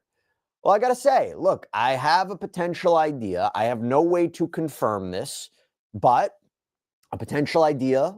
When I heard about sleep or a lack of sleep, I was reminded of one specific lawsuit, a lawsuit filed by Dawn Richard, the former member of the musical group Danity Kane. She accused Combs in a lawsuit that was filed last year of sexual assault and being a witness to Combs allegedly abusing his ex-girlfriend, Cassandra Ventura, who we believe is an alleged victim, possibly victim number one in the indictment, who we believe is going to testify at this criminal trial. And remember, she was the person who initially filed a lawsuit back in 2023 against Combs that arguably started this whole legal mess for him. But also, another reason she may be an actual witness in this criminal trial is if Ventura is in fact victim one as laid out in the indictment, this is going to be a key witness to corroborate Ventura's account. But Dawn Richard claims in her lawsuit, going back to the idea of sleep, that Combs deprived her of food and sleep. Well, let's go back to what she said in her complaint that was filed in September of 2024. It reads, quote, throughout the productions of Making the Band 3 and 4, Mr. Combs deprived Miss Richard and her Danity Kane bandmates of basic needs such as adequate food and sleep. When Miss Richard or her Danity Kane bandmates requested meals or rest, Mr. Combs refused and chastised them with derogatory comments like, you bees don't want this, or you're all not hungry enough and I'm paying you bees to work. This demeaning behavior gradually undermined Miss Richards' confidence and contributed significantly to her growing feelings of insecurity and fear of reprisal from Mr. Combs. And the complaint went on to say, forced to choose between eating and sleeping, Miss Richard lost a significant amount of weight, weighing approximately 100 pounds at a height of 5'4". Miss Richard began to normalize these extreme conditions and perceive them as standard requirements of her participation in Danity Kane. And then there's this, quote, Mr. Combs regularly sent his associates to wake Miss Richard and her Danity Kane bandmates in the overnight hours so he could watch them rehearse. The regularity of these disturbances led Miss Richard to adapt by sleeping in a sitting position, fully dressed and with makeup on, heightening her anxiety. Over time, this abnormal sleeping arrangement came to feel routine, further normalizing Mr. Combs' invasive demands. So, is it possible that this is all in reference to Dawn Richard? Maybe. Although I will tell you, she didn't, in her lawsuit, necessarily allege that she engaged in sex acts per se with Sean Combs. She said that he assaulted her. Although I will tell you, she did indicate in her lawsuit that Combs' assistant, so an employee, engaged in group sex with Combs and other men. But why add this specific paragraph in a superseding indictment, right? Well, maybe supporting her potential testimony as a key witness in the case, or whoever will testify. And what you are seeing, though, is how much prosecutors may be relying on forced labor to support their underlying racketeering charge. Remember, this is the main charge of this case. It's a charge that carries potentially up to life in prison. So they really, really want to get Sean Combs on this. And in order to get to racketeering conspiracy, count one, prosecutors need to show underlying crimes to get to that charge, need to show the criminal enterprise. What were the illicit activities this alleged criminal enterprise were involved in? And forced labor may be a more straightforward way to get there. And to give you an idea about what we're talking about with forced labor, this is how it's defined under the United States Code. Whoever knowingly provides or obtains the labor or services of a person by any one of or by any combination of the following means: by means of force, threats of force, physical restraint, or threats of physical restraint to that person or another person, by means of serious harm or threats of serious harm to that person or another person, by means of the abuse or threat and abuse of law or legal process, or by means of any scheme, plan, or pattern intended to cause the person to believe that if the person did not perform such labor or services, that person or another person would suffer serious harm or physical restraint. Now, going back to Podolsky's letter to Judge Arun Subramanian that was filed in connection or in conjunction with this superseding indictment, it goes on to say, quote, "The government expects to provide defense counsel with a supplemental enterprise letter related to these allegations by March 10th, 2025. Now, we've talked about this before. An enterprise letter is something we believe has already been filed in this case under seal, meaning we can't see it, but the defense has. And it's usually filed by the government in RICO racketeering cases that are more specifically lays out the exact allegations in the racketeering or criminal enterprise charge, what evidence the government seeks to introduce to prove that, the specific underlying acts or events that make up that racketeering charge, probably filed under seal here to ensure that details about the alleged crimes, the potential alleged victims and witnesses identified are all not revealed before trial, because obviously that could negatively affect the case in some way. And now the United States Attorney's Office seems to have indicated they will provide a new additional supplemental enterprise letter that will lay out this more specifically for the defense about this forced labor allegation. But again, we will probably not see it. And I'll tell you what, I want you to keep that in mind, because we have something more to talk about with this, something in relation to what the judge just did. But before we get into that, I want to finish up this letter from AUSA Podolsky. It says, quote, "The government has already produced Rule 16 discovery associated with the S2 indictment and does not expect the S2 indictment to affect existing pretrial deadlines. The government respectfully requests that the defendant be arraigned on the S2 indictment at the conference scheduled for March 14th, 2025. So Rule 16 of criminal procedure governs the disclosure responsibilities of prosecutors, including, if requested by the defense, the government has to produce documents and items that are material to preparing a defense that are in the possession, custody, or control of the government. And they indicated they don't believe this is going to affect pretrial deadlines or seemingly the trial date of May 5th, 2025. Maybe because, this additional evidence, this additional discovery, not going to affect the defense's ability to prepare adequately for trial. But they request that Combs be arraigned in court on March 14th, when seemingly there was already another conference scheduled, and that's where he'll be advised of his rights, the charges, most likely will enter a plea. Nothing major here, more pro forma.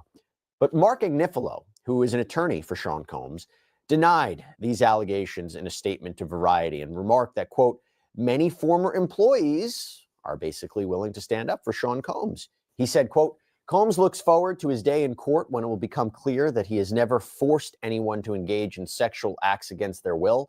Many former employees stand by his side, prepared to attest to the dedication, hard work, and inspiration they experience while helping build groundbreaking, award-winning businesses." So maybe kind of gives us an idea of who he will call as potential witnesses for the defense. And look, this is all interesting because it ties into what, honestly speaking, we were planning on talking about, what our episode was going to be about today before all the news broke of this superseding indictment. So let me just lay out what happened as well. I mentioned there's multiple issues going on in the Sean Combs criminal case. So now we have the resolution of an issue that has been months in the making. Judge Arun Subramanian just issued a ruling on whether or not Sean Combs can know the identities of anonymous victims and witnesses in this case. Now, before we even get into what the judge's order is, let's first understand the arguments and the history that led up to this. So now we got to go all the way back to October, when Combs' attorneys filed a letter requesting the court, pursuant to the Federal Rules of Criminal Procedure, to order the prosecution to identify the alleged victims in this case. And they argued they have to know who these people are in order to properly prepare for trial. What they asked for specifically was a bill of particulars. That is a written statement outlining more details about a charge or charges that a defendant is facing. We see this come up a lot in terms of a criminal defendant's rights under the Sixth Amendment, namely, quote, to be informed of the nature and cause of the accusation. And here, Combs' defense argued that they need a bill of particulars. It becomes especially important in a racketeering or RICO case because that charge can be quite broad. It can encompass a lot of different alleged criminal activity and underlying acts. So there is perhaps a need to particularize that more so in this kind of case than in other cases. They need specificity about what is being charged, what is being alleged, and so forth. In their October letter, Combs' defense laid out several reasons for this. For example, they wrote, without clarity from the government, Mr. Combs has no way of knowing which allegations the government is relying on for purposes of the indictment. Meaning Combs is facing so many different sexual assault civil lawsuits that we don't know if or what from those suits the government may be using in the criminal case. Also, they argued, given the anticipated amount of discovery and the expected time required for its production, Mr. Combs will be unable to adduce the identities of the purported victims from the discovery without the assistance of the government. Mr. Combs also anticipates that the discovery will contain voluminous evidence of consensual sexual activity, making it all the more difficult for Mr. Combs to ascertain which of his prior sexual partners now claim, years later, that they felt coerced. Even if it were possible to ascertain the victim's identity from the discovery, and especially given the volume of anticipated discovery, it's unfair to require Mr. Combs to spend significant time trying to unearth the alleged victims' identities. Now, first they argued, quote, courts routinely reject requests for victim identities in cases involving crimes of violence and racketeering, especially when the government demonstrates a risk to witness safety, the potential for witness intimidation or subornation of perjury. And here, the prosecution argued there is, quote, serious, well-supported allegations of prior attempts to obstruct and tamper with witnesses.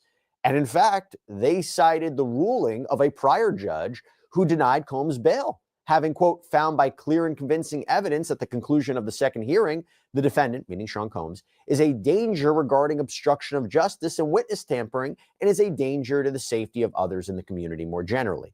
And we all recall that prosecutors have alleged that Combs tried to improperly contact witnesses while in federal lockup in the Metropolitan Detention Center, the MDC, where he's actually been housed since his arrest and indictment in September of last year. And as reported by outlets like NBC, there was also the allegation that he tried to influence the account of a potential witness in the civil case of, again, Dawn Richard, someone who may be a key witness in this criminal case. So the government is basically saying he can't know the identities of the victims. And the government wrote in its October opposition, due to the defendant's history, the government has serious concerns about victim safety and the possibility of witness tampering if a list of victim names were provided to the defendant. And then the government argued, you don't even need a bill of particulars listing victims' names here, Sean Combs, because you have already been sufficiently apprised of the nature of these charges based on the indictment, the government's submissions and papers, mountains of discovery, including digital material, search warrant affidavits, so forth. And they argue that as a matter of how courts have resolved these bill of particular issues in the past, we should win. And this was what they wrote. When a defendant seeks victim identities through a bill of particulars, courts generally deny disclosure if the government sets forth specific reasons why such a request should be denied. And based on everything that I just mentioned, they clearly believe they did that.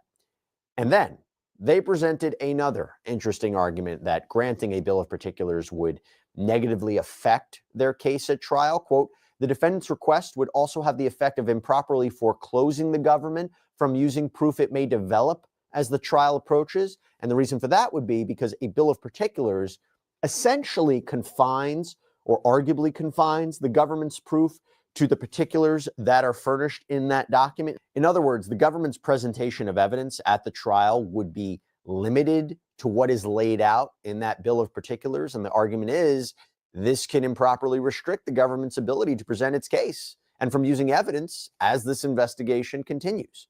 Now, that was all back in October.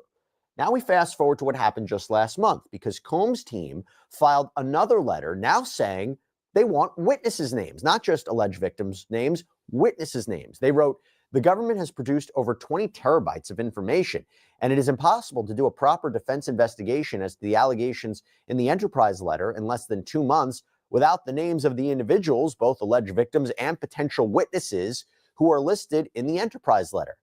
And so they requested a bill of particulars related to victims' names and anonymous witnesses as laid out in that apparently sealed Enterprise letter. Who are these people? In other words, the defense is saying we need more details about the racketeering charge and what the prosecution plans to do.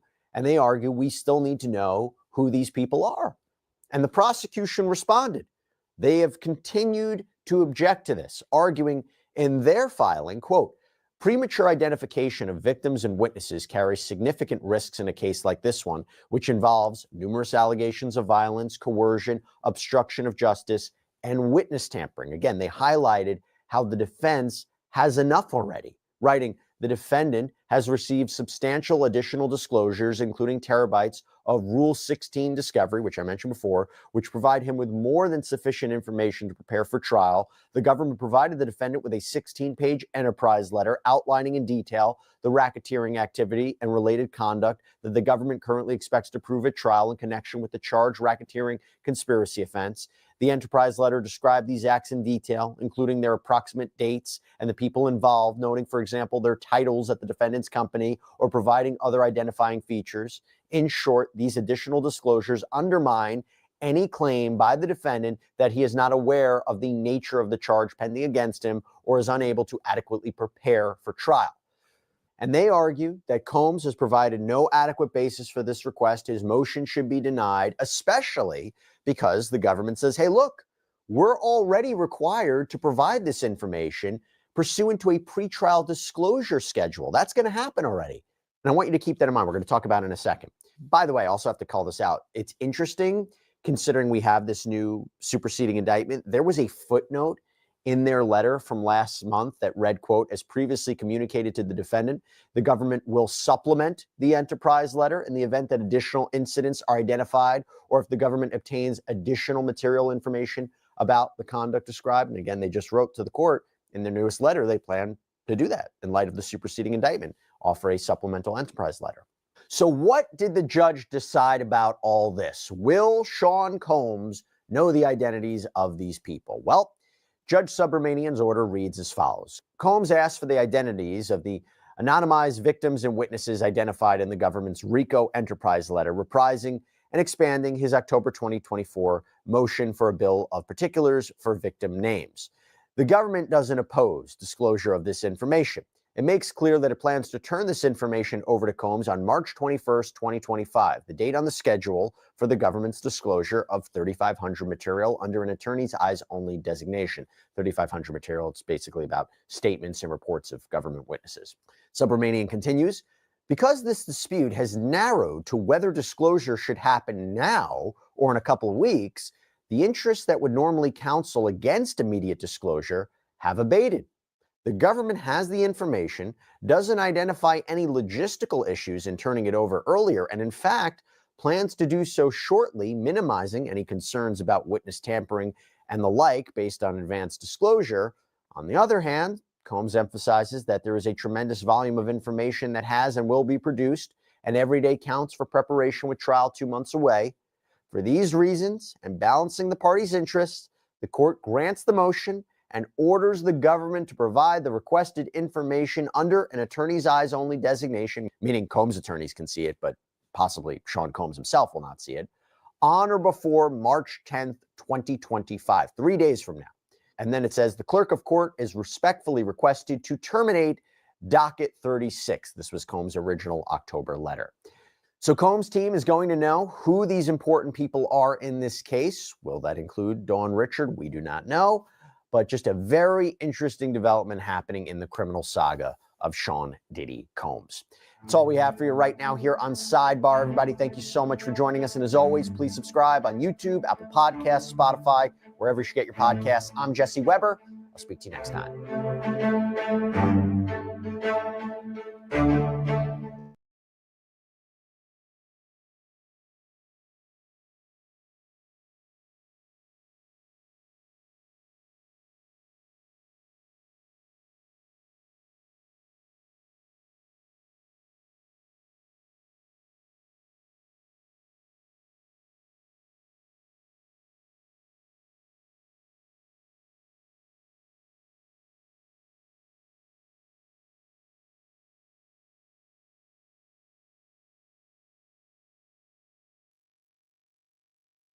Boy, Sheik Luch, LOXD Block, Silverback Gorilla up in here, man.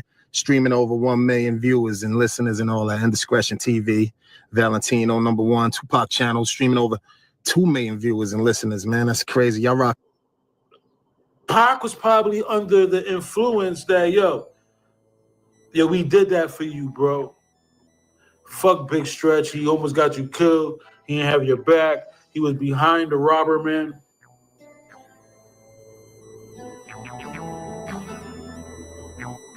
Fuck that dude. And then it got back to him like, yeah, you orchestrated that, Pac. Wait a minute. I didn't orchestrate a hit out on Big Stretch.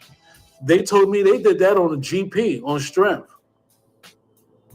That's what I feel when I hear Big Stretch story from Veggie. I heard it.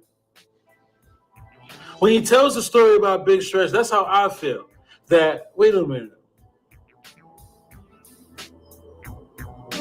Did y'all take it upon yourself with the help of the CIA, FBI, to handle Big Stretch? When you hear the story of Big Stretch, they hunted him down.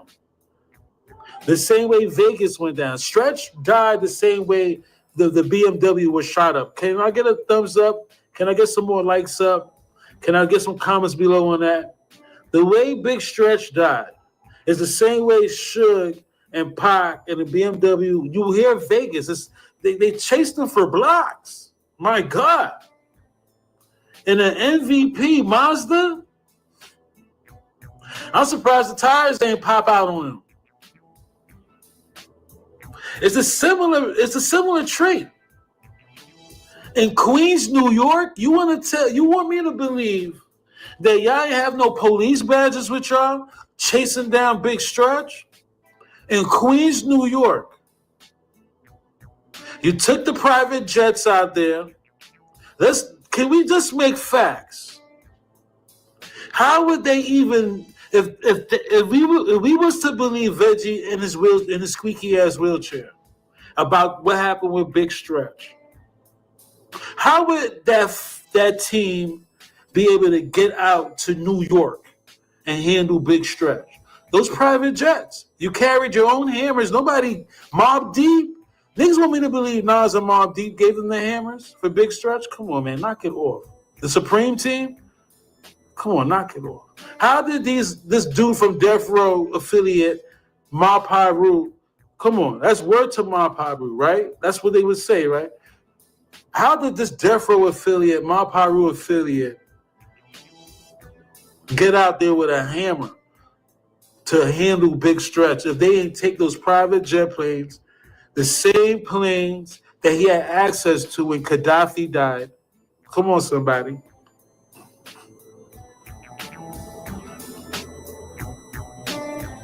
The same private jet planes that they took to the Bahamas to get rid of the hammer, Fatal Hussein's hammer in the Bahamas Ocean. They're not flying on Delta, American Airlines. These are strategically plotted by police. These stunt and air moves and gun trafficking, human trafficking. These are tactics performed by the special unit team right here that was created to take out Shakur. As he did? I mean, from what I understand, Pac was paranoid and felt that might be a possibility. He definitely, I think from what I understand, because I know the Outlaws pretty well, and I have relationships with people around, who are around you Pac. got to remember their age at the time. Yeah, everyone was super young. He kept them isolated from a lot of things. The Outlaws. He treated them like soldiers. Yeah. Yeah. And, from what I was told from people around Pac during that time was that Pac was just concerned because Stretch knew some of those other guys and he was kind of relaying information, back and forth to try to alleviate things. But the fact that he was talking to some of the guys that they were, like the Jimmy Henchmans of the world and so forth, that they were kind of beefing with, they felt uncomfortable having him around at that point. And I guess there's also something to do with Pac was dissing Biggie and them, and Stretch didn't want to go along with that because he was cool with some of them dudes as well. That's what I heard. But you have your take. Only reason my opinion is, because I don't have no first-hand knowledge of this, is number one, it happened on the anniversary date of the shooting incident at the Quad Studios with Tupac. Yeah. Happened on that a year to the date. Associated of ours was out there. He came back a day or two later. Pac hugged him like he was Kadada. That's all I'll say. Okay. You did it, Rick. Somewhat inferring that this guy who he hugged has something to do with Stretch's murder. That's my only reason for believing what I believe. Got it. We'll never know, probably. The man's dead now, so. Oh, so the guy who Pac hugged is no longer alive. No. So the story probably died along with him. Exactly. Yeah. Okay. Snoop had talked about this incident before. The Nas confrontation. Correct. And I guess you had issue with that because you said Snoop wasn't there. Show me on the pictures. There's pictures all there. Snoop was nowhere around that incident to make the comments that he made. He definitely wasn't in earshot of the conversation. I know him and Pac didn't talk after the conversation because at that time Pac took off when walking down the street. He was so pumped up that night, and he never had patience for the limos in any way. And the limos, because it was packed. The packed park. Y'all know New York. Anybody been to New York know how traffic could be and stuff like that. And he just started walking. We were staying at the X's house on Central Park East. He started walking towards that way, throwing out money, handing out money to people. And so I know they didn't talk because from there, Snoop and I took him to Angie Martinez's show, the radio show, to do the taping where he really infuriated Tupac at. That's when he said he didn't have any beef with Biggie and them. He didn't have any beef with Biggie, that he'd do songs with Biggie.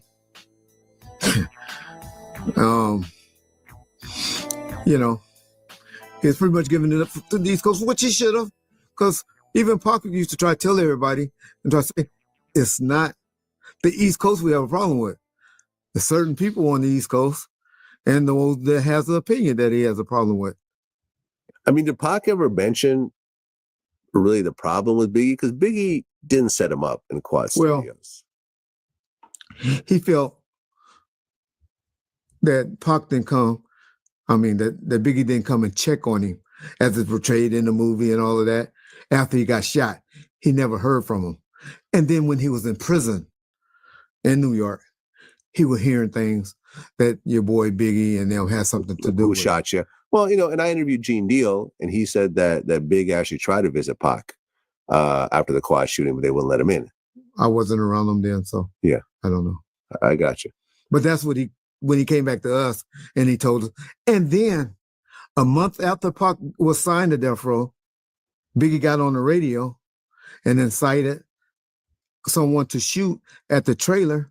Yeah, I remember that. Me and Trey D talked about this. That they were in. Yeah, Biggie got on the radio, and that during the New York video shoot, their trailer got shot up from a distance. Yeah, from a distance. And let me say this, because I said something on another show where I call dog pound guys bitches.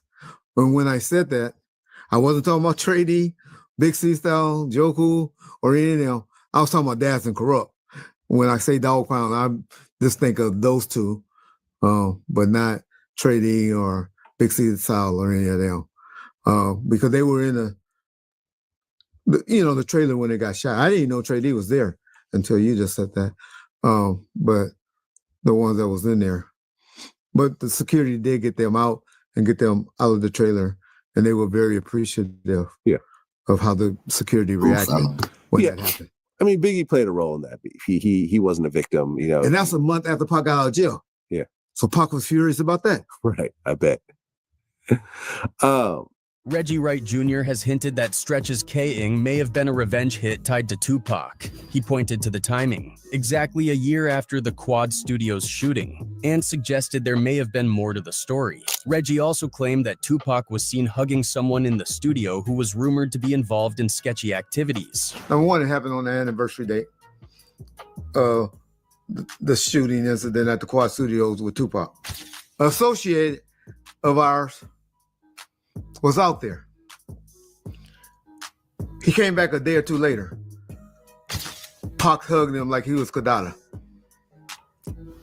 That's all I'll say. Walker, known as Stretch, was a member of the group Live Squad.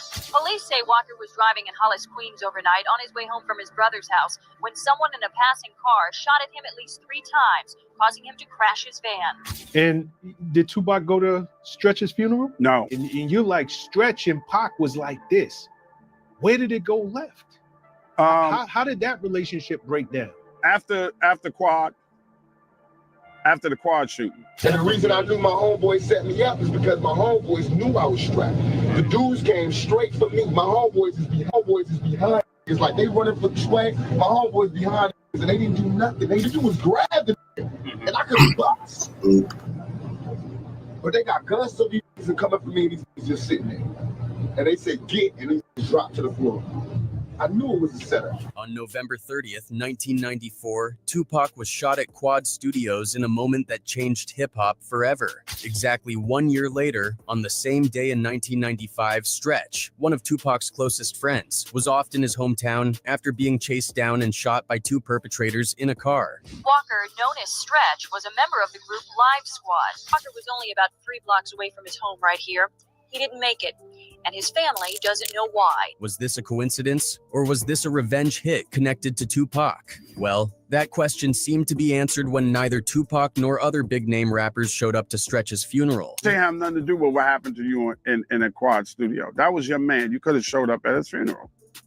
You should have showed up and just paid your respects. Or even if you wasn't coming, you could have sent something. The reality was that nobody wanted to be associated with Stretch after his death because his name had become too controversial. There were rumors that Stretch might have been involved in Tupac's shooting at Quad Studios. Some even claimed he was caught talking disrespectfully about Tupac, saying Tupac shot himself during the incident. Showing up at his funeral could have painted you as an enemy of Tupac. On the flip side, if you were part of the East Coast scene or aligned with Biggie's crew, who were rumored to have ties to Tupac's shooting, attending Stretch's funeral might have raised suspicions about where your loyalties lay. It was a no-win situation, and being tied to Stretch became a dangerous game. But was Stretch really connected to Tupac's shooting? Let's dig deeper. Stretch and Tupac weren't just friends. They were practically brothers. The two collaborated on several tracks together and their bond seemed unshakable. But everything changed after that fateful day in 1994 when Tupac was shot at Quad Studios. From that point on, their relationship soured, and it became clear that Tupac believed Stretch had some kind of involvement in the shooting. And you're like, Stretch and Pac was like this. Where did it go left?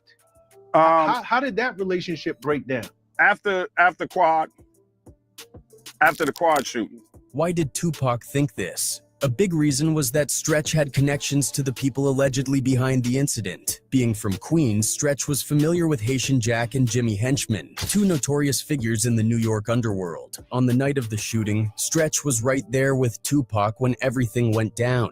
But what didn't sit right with Tupac was the fact that he was the only one targeted. Stretch, a towering figure at 6'8", and the reason for his nickname, should have logically been the biggest threat to the gunman. Yet, they didn't even try to touch him. This raised red flags for Tupac. In an interview with Vibe magazine, Tupac shared his confusion and suspicion, saying, "I was like, what should I do? I'm thinking Stretch is going to fight. He was towering over those n***s. From what I know about the criminal element, if n***s come to rob you, they always hit the big first. But they didn't touch Stretch. They came straight to me. Everybody dropped to the floor like potatoes, but I just froze up. It wasn't like I was being brave or nothing. I just could not get on the floor." Pac also said this. And the reason I knew my homeboys set me up is because my homeboys knew I was strapped. The dudes came straight for me. My homeboys is behind. It's like they running for the swag. My homeboys behind and they didn't do nothing. They just was grab the and I could have bust. But they got guns, so these niggas are coming for me and these niggas just sitting there. And they said get, and they just dropped to the floor. I knew it was a setup. The situation became even more questionable when Stretch passed on messages to Tupac from Jimmy Henchman while Tupac was recovering from the shooting. That's when Tupac's suspicions solidified. He started believing Stretch might have played a role in setting him up. Adding to the suspicion, Tupac had been brought to Quad Studios under the pretense of working with Little Sean, an artist managed by none other than Jimmy Henchman.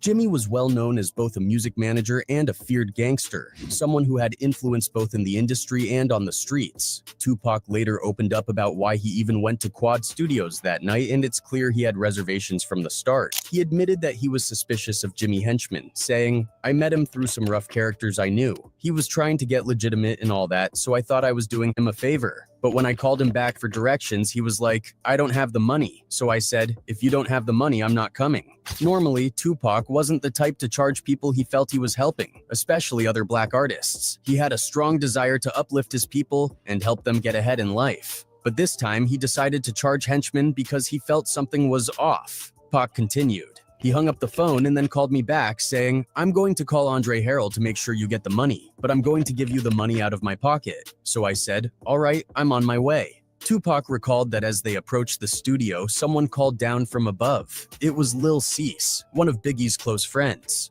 Pac said, "That's my homeboy. As soon as I saw him, all my concerns about the situation were relaxed." But looking back, it's clear that Tupac had been lured there under false pretenses. He was the target, and whoever planned this knew exactly where he was going to be. It's December 1st, 1994. The rare, raw footage of Tupac Shakur in a wheelchair the morning after he was shot. The incident was initially classed as a robbery, but things didn't add up. Haitian Jack, someone Tupac had publicly disrespected in a Daily News article, hinted that the attack was about revenge. Pac had referred to Jack as a hanger-on.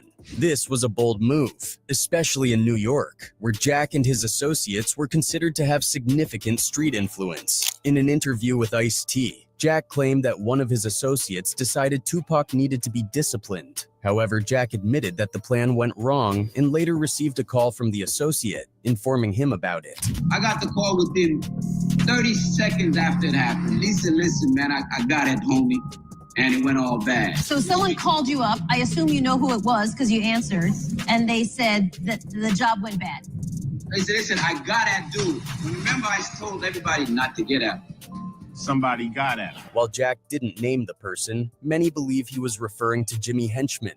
It's highly likely that Tupac was set up. Still, some argue that this doesn't necessarily mean Stretch was involved, nor did it mean Puffy or Biggie, who Tupac also accused later on, had anything to do with it. At the time, though, Tupac was understandably paranoid. He was recovering from multiple gunshot wounds and trying to piece together what had happened. In his Vibe interview with Kevin Powell, Tupac described the mental toll it took on him. "Yes, I have headaches. I wake up screaming. I've been having nightmares, thinking they're still shooting me. All I see is pulling guns, and I hear the dude saying, 'Shoot that mother effer,' and I'll be like, 'Damn, I have a headache.'" He later shared that a psychiatrist at Bellevue Hospital told him he was experiencing post-traumatic stress disorder, PTSD. One thing that stuck with Tupac was how the other guys with him that night had just dropped to the floor. He said it hurt him to see them do that while he froze in place. But in fairness, they were unarmed and had guns pointed at them. What could they have realistically done? In a 2005 Vibe interview, Jimmy Henchman opened up about the infamous shooting at Quad Studios, claiming to have had a candid conversation with Tupac after the incident. According to Jimmy, he told Pac, "Nobody came to rob you. They came to discipline you, and that's what happened." This statement reinforced suspicions that the attack was far from a random robbery. It was targeted and calculated. As for Stretch, his relationship with Tupac never recovered after the shooting. Stretch had been a constant presence in Pac's life, even collaborating with him on tracks like Many Tears. However, by the time Tupac's landmark third album, All Eyes on Me, was released, Stretch's contributions had been completely removed. This was a clear sign of the growing divide between the two former friends. Stretch himself spoke about the fallout in his own vision over Tupac's act, even collaborating with him on tracks like Many Tears. However, by the time Tupac's landmark third album, All Eyes on Me, was released, Stretch's contributions had been completely removed. This was a clear sign of the growing divide between the two former friends. Stretch himself spoke about the fallout in his own Vibe interview, expressing confusion and frustration over Tupac's accusations. He said, "Me and Pac have been down from day one. Before he did Juice, before his first album. That's my man, so the interview he did in Vibe bugged me out, but I know him. He likes to talk a lot. Especially when he's upset, he'll say shh that he won't even mean. And then he'll think about it later and be like, damn, why the F did I say that?" Stretch also took issue with Tupac airing their issues publicly, saying, "In that interview, Pac was talking all that shit about thug life being ignorance and telling ninjas names and all that. I don't even understand why he went there. I've seen Pac mad times after the shooting, and he never kicked none of that shit to me. You know how he feels about the media, so why would he go and do an interview like that? He's supposed to be a street ninja. He should have kept it in the street. Ninjas on the street live by rules, man. And that rule right there, that's a rule that's never to be broken." Tupac's comments about Stretch not stepping up during the attack also struck a nerve. Pac had said he expected Stretch, who stood at 6'8" and towered over everyone, to fight back. Stretch responded, Pac saying all this shush in the interview like, "I thought Stretch was gonna fight. He was towering over them." Now that dude knows I ain't never gonna be out like no B, but I ain't dumb. I ain't got no gun. What the F am I supposed to do? I might be towering over them, but I ain't towering over no slugs. Unfortunately, just 4 months after that interview, Stretch was offed in a drive-by shooting in Queens. His death only deepened the mystery and speculation surrounding his alleged involvement in the Quad Studios incident. Many believe Stretch was unfairly blamed. Several people, including Napoleon from the Outlaws, Nas and Zayd, Tupac's sister's boyfriend, have come to Stretch's defense over the years. Zayd, who was also at the studio that night, insisted Stretch had nothing to do with the setup and felt it was wrong for Tupac to criticize them for dropping to the floor during the attack. After all, they were unarmed and outnumbered. What else could they have done? The general consensus now is that Jimmy Henchman was the mastermind behind the shooting. The years, Henchman's reputation has only solidified his alleged involvement. He was a known figure in both the music industry and the streets, often walking a fine line between legitimacy and crime. Currently, Henchman is serving a life sentence plus 20 years for charges including drug trafficking, conspiracy to emder, and emder for hire. Exactly a year to the day after the Quad Studios shooting, almost to the minute, Stretch was tragically offed. That night, he was chased by 2 men in a car. Walker, known as Stretch, was a member of the group Live Squad. Police say Walker was driving in Hollis, Queens overnight on his way home from his brother's house when someone in a passing car shot at him at least 3 times, causing him to crash his van. After a high-speed pursuit, Stretch was shot and his car crashed into a tree. Earlier in the evening, Stretch had been giving people rides. He had just dropped off his brother and, according to Nas, had even given him a ride as well. Unfortunately, that kindness would be one of his last acts. Stretch's death left his family devastated, including his mother, siblings, and his young daughter, who at the time was also Tupac's goddaughter. Stretch's mother later spoke about the tragedy, saying, "He never talked to me about having enemies. My son was a very loving, kind person. I don't know why they did this to him." I don't know if people think that he was moving up too fast. I don't know. And maybe a little jealous of his success. Yeah, I get a hug from him every day. Every day. He calls me mother. When Tupac was asked about Stretch's emder, his response was surprisingly cold, given how close they had once been. In an interview with The Source, Tupac said, "Stretch was my closest dog, my closest homie. I did a lot of drama. I got into a lot of cases in SHA because of Stretch. Money-wise, he could have had anything. His daughter was my daughter. Whatever she wanted, she could have. Then this shit happened, and the ninja didn't ride for me. He didn't do what your dog is supposed to do when you're shot up. When I was in jail, Ninja never wrote me, never got at me. His homeboys were coming to see me, and he wasn't coming to see me. And he started hanging around Biggie right after this. I'm in jail, shot up, his main dog, and he's hanging out, going to shows with Biggie. Both these ninjas never came to see me. However, others who knew Stretch, like Ed Lover, have pushed back against Tupac's perspective. Ed explained that Stretch couldn't visit Tupac in jail because he didn't have a valid ID due to being a convicted felon, something Pac may not have taken into account. Pac felt the way because he said that Stretch and Him didn't come see him when he was locked up, but they couldn't come see him because you had to have ID. Ed also criticized Tupac for expecting Stretch to pick sides between him and Biggie, pointing out that the three of them had all been friends. According to Ed, Tupac knew who was really behind the Quad Studios attack and that Biggie wasn't involved. Asking Stretch to cut ties with Biggie over Tupac's paranoia wasn't fair and put Stretch in an impossible position. They were friends. The friendship and that bond was B.I., God rest his soul, Stretch, and Pac. They were all cool, bro. So you can't ask somebody to pick a side when you know that what happened to you did not come from that person. So you ask Stretch to choose a side, and he's like, you my man, and he's my man. You know where this came from. You know who you was messing with that we kept telling you not to mess with. So you know where it came from, bro. Ed Lover also revealed that he started having problems with Tupac over how he handled Stretch's death. He was particularly upset that Tupac didn't show up to Stretch's funeral. As Stretch's daughter's godfather, Ed felt Tupac should have at least paid his respects or sent condolences to Stretch's family. In Ed's words, no matter what had happened, he should have shown some respect. And did Tupac go to Stretch's funeral? No, and that's when him and I had a problem. Because we are both his new friends godfathers to his daughter. Stretch ain't have nothing to do with what happened to you in a Quad studio. That was your man. You could have showed up at his funeral.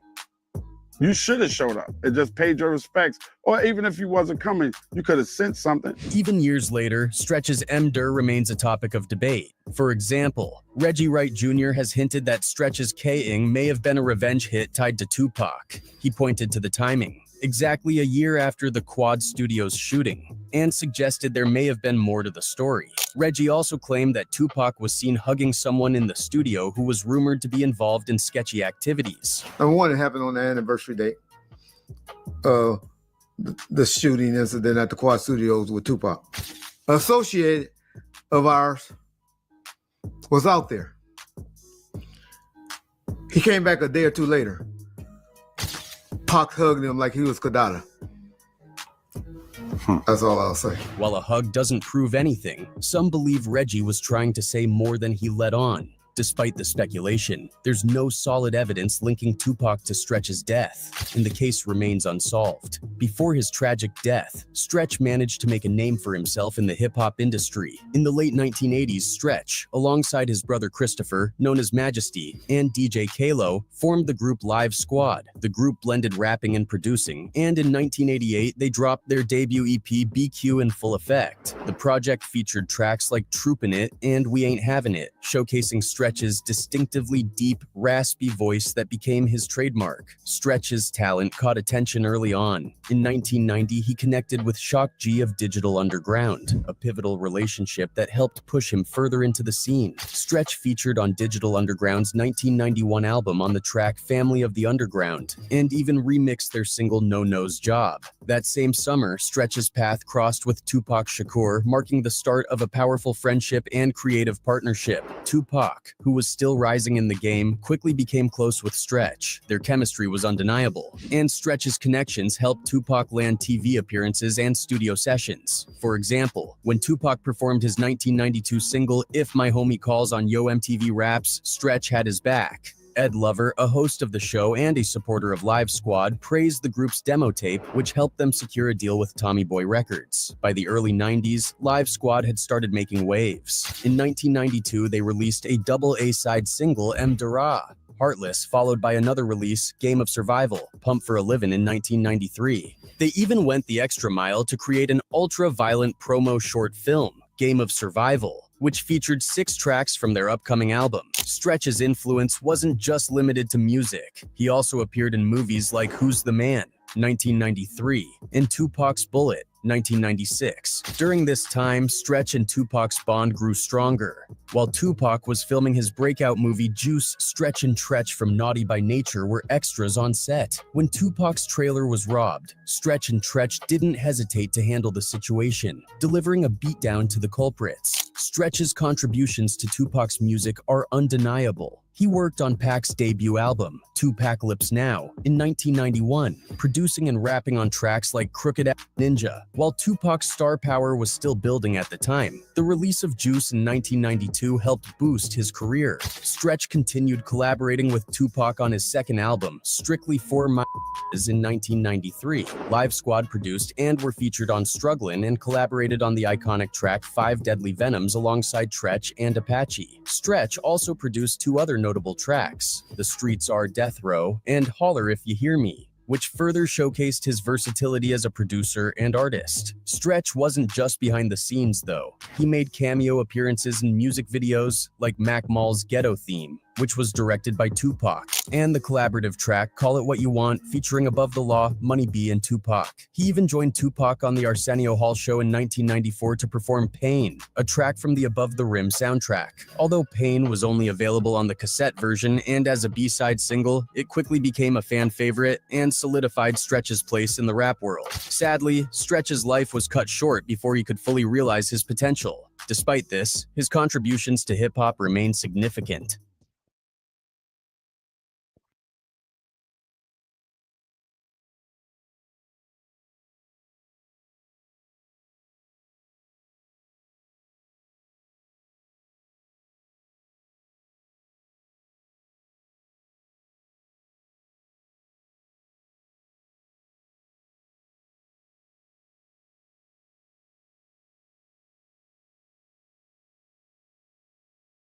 D Block, Silverback Gorilla up in here, man. Streaming over 1 million viewers and listeners and all that. Indiscretion TV, Valentino #1, Tupac channel, streaming over 2 million viewers and listeners, man. That's crazy. Y'all rocking on. Responsible. Now, Reggie Wright Jr. denied that allegation and told ABC in a phone interview, good luck finding someone saying that. That's credible. It's heartbreaking they keep dragging in my name. I didn't have anything to do with that. One of the worst days of my life when I heard that happened. 27 more judges ruled Knight violated probation on an earlier assault charge. And as Chris Blatchford reports, it means one of music's most powerful men could spend 9 years in prison. Marion Suge Knight sat and watched with a glum look on his face as his attorney David Kenner made a last-ditch effort to keep the Death Row Records boss out of prison. Now see Mr. Knight. Once more, showing this videotape of a rumble at the MGM Hotel in Las Vegas, Kenner insisted it shows Knight trying to break up the fight. But prosecutor Bill Hodgman, in his closing statement, argued Knight clearly was an aggressor in the attack on a rival Crip gang member. It was a violation of the law, and in turn, he violated a condition of his probation, and I asked this court to find just that. And Judge J. Stephen Zuliger, explaining he watched the videotape another 24 times in his chambers, agreed it is very clear Knight was an active participant in the assault. I do find a violation of probation. I also keep in mind, I think the way he left the scene evidenced a consciousness of guilt. I think he had been involved in an assault, and the way he left the scene causes me to believe that he knew exactly what it was he was doing. The judge described it as a violent rat pack attack, noting Knight kicked the victim at least once. He has a history of violence, and I am concerned for those people that are out in the community that are potential victims of his assaultive behavior. Suge sat fidgeting after the judge indicated it is his inclination to send him to state prison. Defense attorney Kenner says he is very disappointed. I have trouble in not believing that what happened today is a reaction to the overall general animosity that appears to exist in the law enforcement community with regard to Mr. Knight's record label, Death Row Records. His probation revoked, Knight faces a possible 9-year prison term. Now in county jail without bail, he awaits the judge's final sentence in February. So the remaining question at this point is how much time will Suge Knight spend behind prison bars? Investigator who claims that new witness testimony can confirm Davis was not in Las Vegas at the time of the shooting, as well as witness information saying Shakur was stable before his passing. And lastly, Davis's attorneys claim new information in the case alleges another party, Reggie Wright Jr. and his security, may have orchestrated the shooting. So Reggie Wright said that police came to his house to investigate the Tupac shooting and your involvement in it. That's what I don't understand. Why do they keep asking this crooked ass cop shit? You know what I'm saying? Why they keep asking this crooked ass cop shit, man? Just like I said, when he said, "Bet you keep you getting locked up for Tupac murder," and I said he need to be right in handcuffs with me for Biggie murder because I know he had his hands in that shit. That's what was my get back to him. California, after Tupac died, that was a bad choice for them to make. But the East Coast, West Coast thing, like I told some before, it's just a situation where it was just me and Pac had our little differences or whatever. But I'm here to take over, say that it's all over with. I'm in the West right now. If you need me, if you want to see me, talk to me, whatever you want to do, cool. Now's the time. Call on up. And they all on Power 106, and they just all over the radio stations, and and Pac is dead now. I'm like, what the fuck is these dudes thinking about? And it's already a undercurrent grumbling happening in LA. Like, these niggas got a lot of nerve. They just think they gonna just come out here. I'm serious. These is now all the gang dudes in LA. And I'm talking about Mexican gangs too. This had none of this, wasn't just black gangs saying, you gonna get them motherfuckers.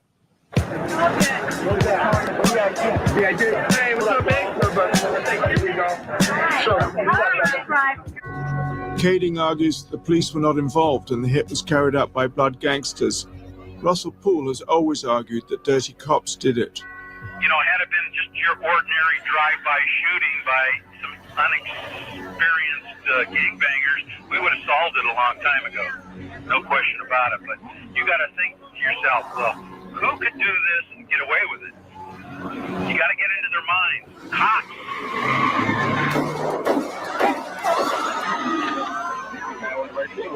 Yeah, we need an ambulance on Fairfax and Wilshire. Please, Los Angeles.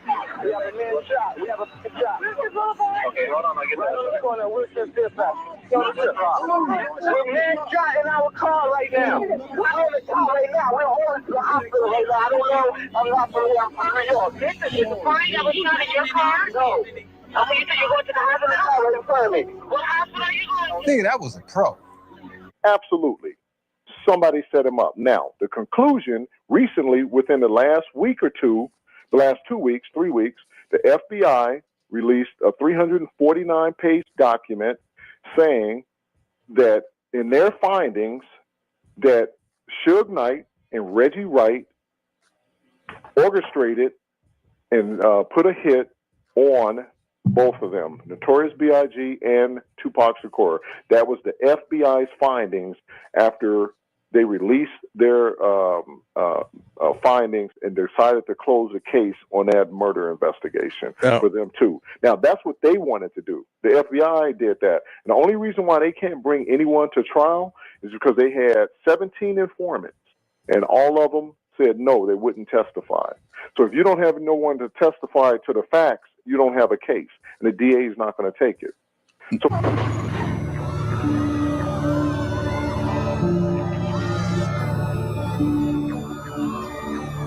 I was there that night Biggie got killed. And so were some of the LAPD officers we talked about.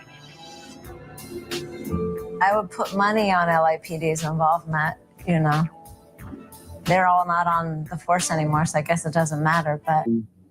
He's 2 feet away farther than Tupac, and he sees nothing. Has he been cooperative? I would say no. We spent 3 days trying to get him here.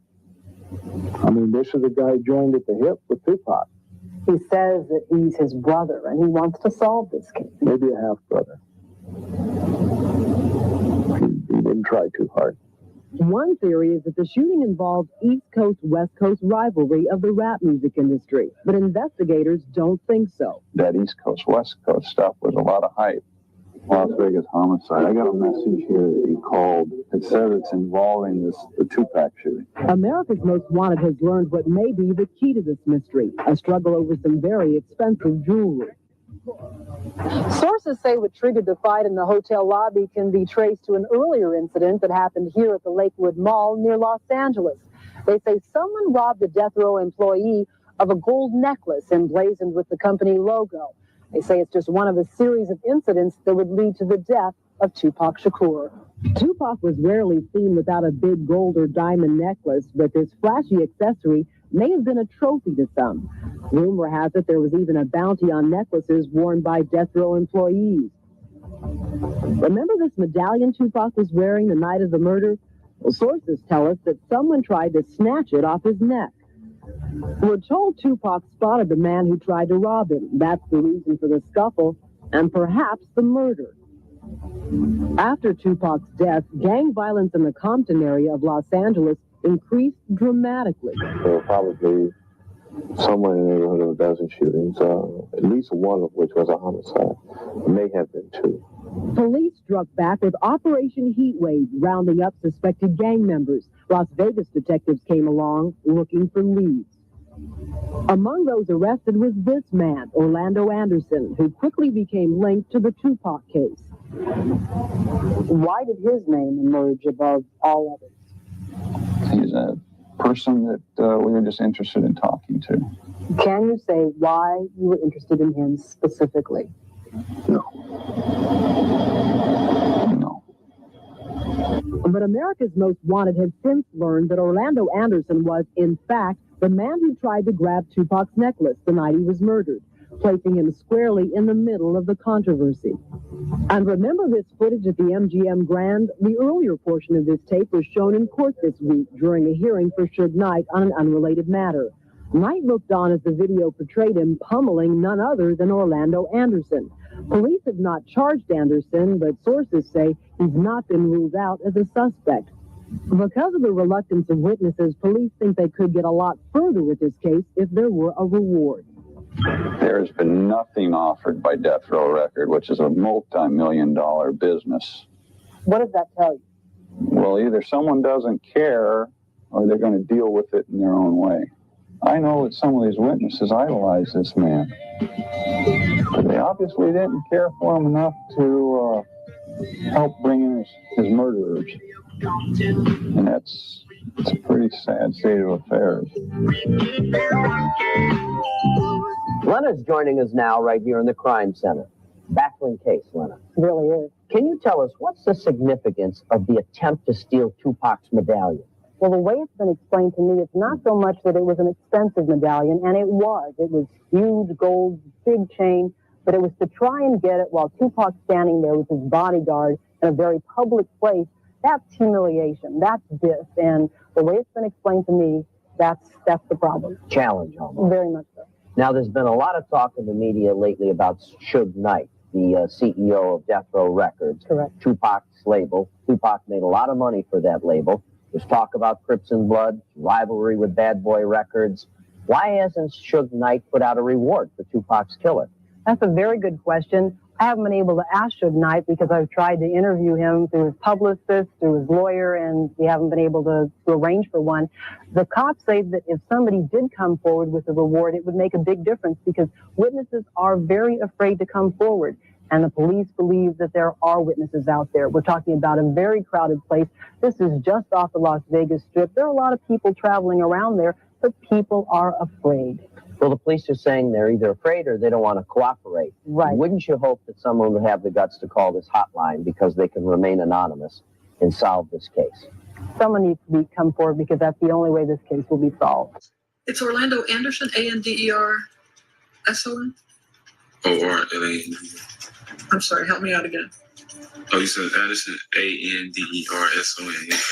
Orlando, tell me that Tupac's mother filed a lawsuit Friday What would you say to Afeni Shakur today? I mean, first of all, When did you hear that Tupac was shot, and where did you hear it? when I heard that Tupac was shot, when I was at home. Matter of fact, I was at home, like. No, which one? Okay. Straight gun. That's not a very good sign. You know, it was like I was like a big fan of his. To me, he was like, when you say Tupac, he was like, you know what I'm saying, Marvin Gaye rap to me. Dad said. But it's turmoil inside the family, but you wouldn't know it. Okay. But from the outside, it looked like everything's gravy like a mother. But then Tupac gets killed. Shit go haywire. Were you in Vegas? No, we heard about it because they was trying to get us to go to Vegas. And we was like, dog pound, we was really on our death row shit, really. You know what I'm saying? We was already saying death row. Surprised the shit out of me. He said Snoop kicked him out, then he came to the hospital. Snoop never came to the hospital. You know? Because number one, Warren did a thing where he was on the talking, whatever shit they be doing out there, and he said that Snoop had a radio. He was at Snoop House when the shit happened. He walk out. I got a Rolls Royce. He got a Rolls Royce. He walked down the steps. I walked down the steps. We meet right here. I'm like, cuz, you going to Vegas? He do me like this. Surprise, number one, because I didn't think Keefy D would never get arrested. Nor do I want to see him get arrested. So, me and Keefy D playing on the same Pop Warner football team. And whatever the circumstances, if he had an involvement with anything, if he didn't have any involvement in anything, I still want to see. I wouldn't wish somebody going to prison on my worst enemy. The DA says that Keefy D was in the car with his nephew, and that presumably his nephew, according to the DA, is the one that shot Tupac, and that it was done with the full knowledge of Keefy. Do they have it right? It was only two people in the car. And Pac not going to tell the story. I ain't going to tell the story, but I tell you this. And I never had nothing bad to say about Orlando because, number one, he wasn't the shooter. Number two, he came to my hearing and told to let me go and told the truth. They still didn't let me go. If you are called to testify in this case? I wouldn't be. Why not? Yeah, I wouldn't be. Why not? Well, number one, because I'm not going to get on the stand and testify on somebody for what? They seem to be saying that Orlando was the shooter and Keefy was in on it, that he had full knowledge of what was going down, and it was revenge for Orlando getting beaten up by Tupac and his team at the MGM after the Tyson fight. Is that correct? No. Then who shot Tupac?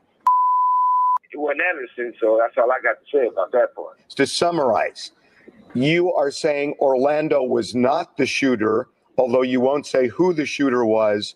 You are not saying whether Keefy was involved in any way in the shooting. And you are saying that if you're called to testify by either side, you will not comply. You will not testify. Do I have that right? 1,000%. I wouldn't go. I wouldn't testify. None of that. At the end of the day, free Keefy D. Punk's murder did a 360. So let me ask you Absolutely. To answer your question, absolutely. Somebody set him up. Now, the conclusion recently, within the last week or two, the last 2 weeks, 3 weeks, the FBI released a 349-page document saying that in their findings that Suge Knight and Reggie Wright orchestrated and put a hit on both of them, Notorious B.I.G. and Tupac Shakur. That was the FBI's findings after they released their findings and decided to close the case on that murder investigation for them too. Now, that's what they wanted to do. The FBI did that. And the only reason why they can't bring anyone to trial is because they had 17 informants, and all of them said no, they wouldn't testify. So if you don't have no one to testify to the facts, you don't have a case, and the DA is not going to take it. So LAPD, being Biggie's jurisdiction of where he was murdered at, and then Las Vegas being Tupac's jurisdiction where he was murdered at, they're cold case files, and it's going to take somebody to have to solve them. Do I believe that the person that pulled the trigger on both of them are dead? I would say Tupac's killer for sure is dead. The other one, I can't say as far as Biggie goes. I believe Tupac's killer is dead, though. But I believe this. It was definitely set up. Now, Both of them. It was set up. Based on your rock uncovering and flipping over, do you or did you see or were you leading to the fact that Suge had something to do with it? And Puffy. Now, see, now you say and Puffy. I don't know. Here's the truth. Okay, John 8:32. The truth shall set you free. I don't know absolutely one thing surrounding Biggie's death. I cannot answer not one question surrounding Biggie's death for two reasons. One, I was no longer working with Death Row in the security company. I was long gone. By the time Biggie was killed, I was unemployed, writing my book or whatever I was doing. So I cannot answer anything concerning Biggie, Puffy, because I don't know nothing concerning Puffy, being P. Diddy now.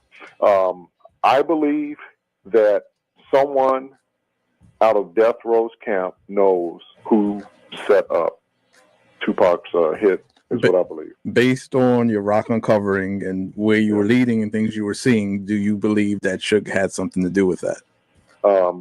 What I believed in 1996, yes or no? what I believe today, I would more or less point my finger to yes than no, and that being because we interviewed witnesses and people that testified on camera in my documentaries, that Suge Knight and Tupac had a vicious fight in New York at the MTV Awards, and Tupac told one of the bodyguards after he was finished with a video shoot, they were walking him to the airplane. He told this bodyguard, who's a real good friend of mine to this day, he said, "I'm a dead man walking." And he said, "Pac, why would you say something like that?" He said, "Because I don't want to go to Vegas, and I got a bad feeling about it." And that was September 6th. It was a Friday because they had just finished shooting Toss It Up. That's when the Moo Records, I think, was starting out. Who was He wanted to leave. Who was the big enticer for him to go to Vegas? Well, here's the other thing. Everything, you guys are really good because everything that you're asking me, all these questions are in my book. Why, thank you. We just saw the radio yesterday. Tupac had some family matters that was going on in Atlanta, and he really didn't want to go to Vegas. He really wanted to go to Atlanta to deal with the problems that was going on with his first cousin, which was one of the outlaws. And this is in my movie, Tupac Assassination Reckoning. It's in that movie. And it's not even that I'm telling it. His family, Tupac's family, is telling that whole story. And he did not want to go to Vegas. He was not going to Vegas. And he had his mind changed and persuaded to go. By who? By Suge. Does that have anything to do with him wanting to leave Death Row and start Amuru Records? That there, when we were on Gridlock and all of that, they had already called an audit on Death Row. We were working on a set of Gridlock, and Yak Fula's mother was one of Tupac's assistants, and she came down to the set specifically to talk to myself and Kevin Hackey to tell us that there were some things going on, there were some changes going on, and they was no longer going to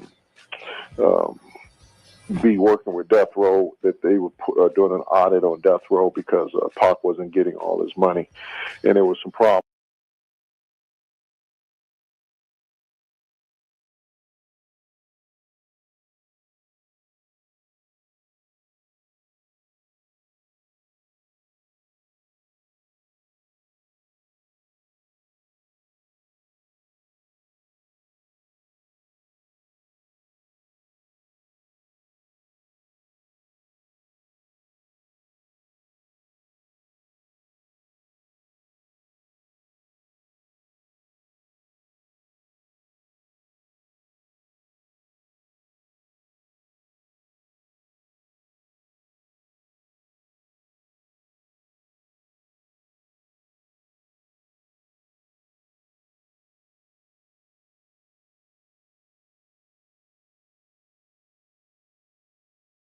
News investigates theories of revenge, corruption, and rap's most powerful. It leads back to Who Killed Tupac? Thursday on Fox 5 News at 10. Jill and all of that is for or fighting and stuff like that is for Jill and all of that. But I have never been the type of guy that go and put any type of work. Will never get no car and do nothing. I'm a reactor. I'm one that with you and that's going to react to things that happens. But yeah, I don't believe in being spontaneous at all. And so that's what I mean when I say I will orchestrate something. You know, if I want somebody to get slapped or something like that, we're going to put a plan together. You'll never get me being emotional like a bitch and spontaneous and taking penitentiary chances. No, you probably can slap me. And I always said, you slap me, you might get away with slapping me right then. But trust me, you're going to pay for that slap one day. And that's what I mean by that. So, yeah. Now we need to check out another part of Michael Collins' theory. Reggie Wright Jr. and the allegedly dirty cops who he and Suge Knight was bringing into the inner circle of death row.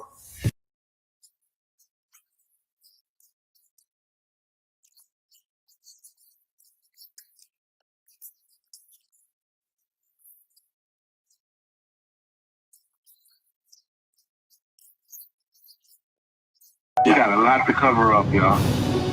Freudian slip. You got a lot to cover up. You know, we got a lot to cover up. Well, who do you think killed Tupac?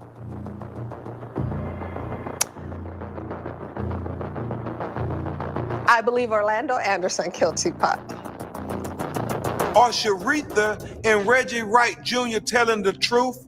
Michael Collins doesn't think so. Reggie Wright Jr., the head of security for Right Way Security and Death Row, organized the personnel to plan the hit. And I believe police officers were a big part of the hit. You got a lot to cover up, y'all. Freudian slip. You got a lot to cover up. You know, we got a lot to cover up. So guys, what's going on? Greg Kading is out. His lawyer won't let him do it. So we've been waiting around for Kading all day, and yeah, and now he's not he's a coming. no-show. Really, I wanted to talk to him because there's so much to ask him. Yeah. Today is the anniversary of the murder of Christopher Wallace at the Peterson Automotive Museum in Los Angeles. And I wanted to go through another statement that was made by Kevin Hackey. And there's salient information in that statement. And this was made under penalty of perjury on June the 6th of 2004. Now, LAPD is told that David Kenner gave Donald Ray the money to defend Mac in 2000. And that was when he was charged in a bank robbery. Now, why is that important? Well, Donald Ray had previously represented Suge Knight, and David Kenner giving the money to defend David Mack is important too. And David Kenner's still in the news. He just gets disqualified in Suge Knight's case. He's been asked to be relieved. I guess he wasn't disqualified, but some kind of a falling out happened between him and Suge Knight. And it always seems to be the same cast of characters over and over again. And Suge Knight was just denied an important hearing, and David Kenner represented him. And David Kenner was the one that enters the MGM footage into the probation violation hearing on Suge Knight. Now, why would you do that? Well, because you want to send him away. You want to get rid of him. You want to get him out of there. So in this Kevin Hackey statement made on June 6, 2004 in the Wallace civil trial, Kevin Hackey also talks about how Chuck Phillips is frequently at death row functions, and he received lots of payments from Death Row Records. And in the murder of Buntree, it's Chuck Phillips that alters the timeline in that murder. And that gives Reggie Sr. enough time to have his alibi padded by being home at the time that he's called by Cecil Rambo. Number 25 in this report, it says, based upon the knowledge I obtained in my position with Death Row Records, David Mack was involved in the murder of Christopher Wallace. It's further my understanding David Mack's involvement in the murder of Christopher Wallace was directly a result of his color of authority as a police officer and his access to sensitive police information. Now, that becomes a problem for LAPD and the city of Los Angeles. And not just a problem. That becomes 4 billion problems because you have $1 billion in lifetime earnings that Biggie Smalls would have made and triple damages, which punitives are not always limited to just triple, but triple is an oftentimes award, triple punitive damages. And that would mean $4 billion to the city of Los Angeles. And if they're tied to the Tupac murder, that's another $4 billion problem for the city of Los Angeles and LAPD. And we know Kevin Gaines was in Vegas 2 days before the murder till 2 days after Tupac dies on official assignment in Las Vegas. So Kevin Hackey issues this statement, and he's wanting to let it be known that he did everything he could to cooperate with LAPD. Fred Miller says, hey, we're not going to let you solve the biggest murder. So they don't want Kevin Hackey's information. And we see that over and over, right, with these police agencies. They don't want the confession letter in 1998. Chris Blatchford reaches out to them, tries to give it to them. They have no interest in it. In 2014, when the confession letter is given to me by journalist Chris Blatchford, they have no interest in it. In 2015, when I talked to Dan Long, all he wants to know about is the gun. What about the gun? What about the gun? How do I get my hands on the gun? Because he's not really there to investigate. He doesn't want the confession letter. He doesn't want to investigate the claims in the confession letter. He just wants the guns so that they can cover this shit up. And that's what we see with the law enforcement agencies, because it's simply too expensive for them to actually solve the crimes, especially if it leads back to LAPD under color of authority, using sensitive information. So 2 days after the murder of Christopher Wallace in number 23, I was approached by and interviewed by investigators for the Los Angeles Police Department. They informed me that numerous confidential informants led them to me and said I would be the best one to give information concerning the murder. I informed them that I had personal knowledge regarding the murder of Christopher Wallace and would provide this information to them. I told them I had personal knowledge that persons within Death Row Records offered $25,000 to a law enforcement officer to have Christopher Wallace murdered. This offer was made to a law enforcement officer because his position in law enforcement would facilitate the murder. That's a pretty damning statement.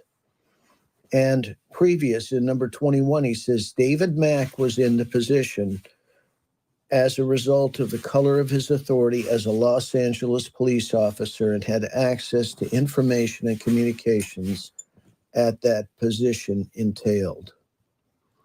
So the other thing, there's a talk of a meeting that happens, and Reggie Wright Jr. is said to have, at that meeting, said, we're going to get the motherfuckers that downed Pac. And that makes him an official suspect in this murder. But it's not just that makes him an official suspect. He's an official suspect all over the paperwork in the Wallace civil trial and the investigative documents. And that's who Las Vegas uses as their star witness to go after Keefe D. They use Reggie Wright Jr. as their star witness. He is the predicate upon which Keefe D is charged in that murder. And Reggie Wright Jr. says it all the time. He doesn't care about being a suspect in the Biggie murder. He's happy to have been a suspect in the Biggie murder. Number 19, during my association with Death Row Records, I had occasion to observe Los Angeles police officer Kevin Gaines at numerous Death Row Records functions.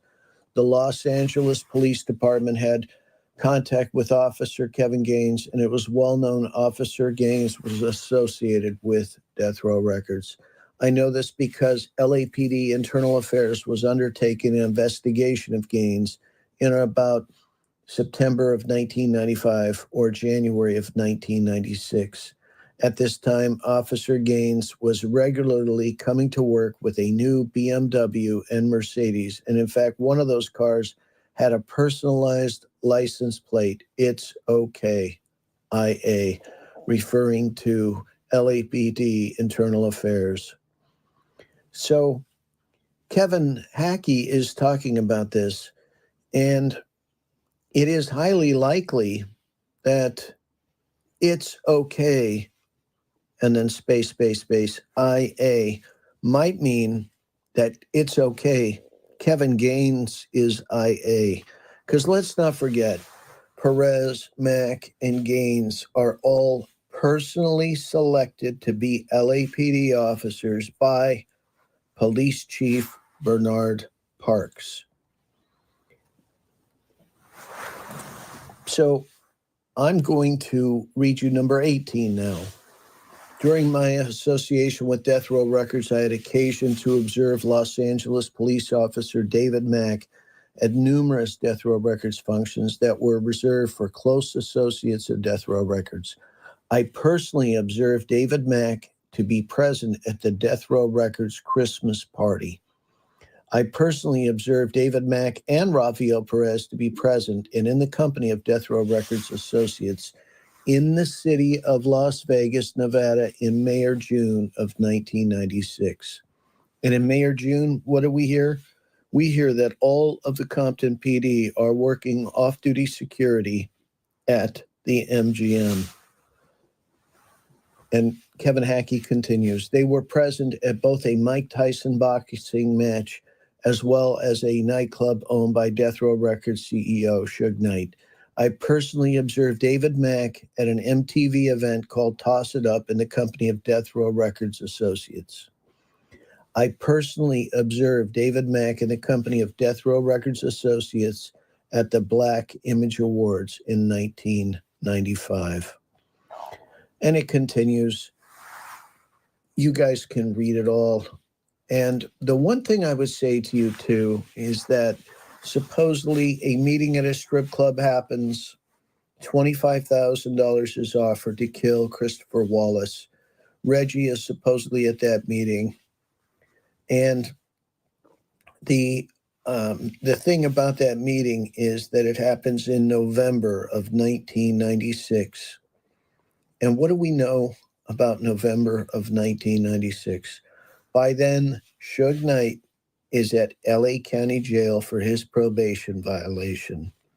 And my understanding from talking to a man who was in jail with him at the LA County Jail is that he was dealt dirty when he was in jail. He was shackled hand and foot.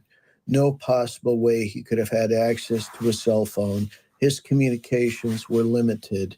So is it possible that Suge Knight could ever be charged with the murder of Christopher Wallace? Not likely. Not likely that he could be charged. Not likely that he was participating in any way in that meeting where the hit is ordered. And not likely that he was involved in any way on March the 9th of 1997 when Christopher Wallace is gunned down at the Peterson Automotive Museum.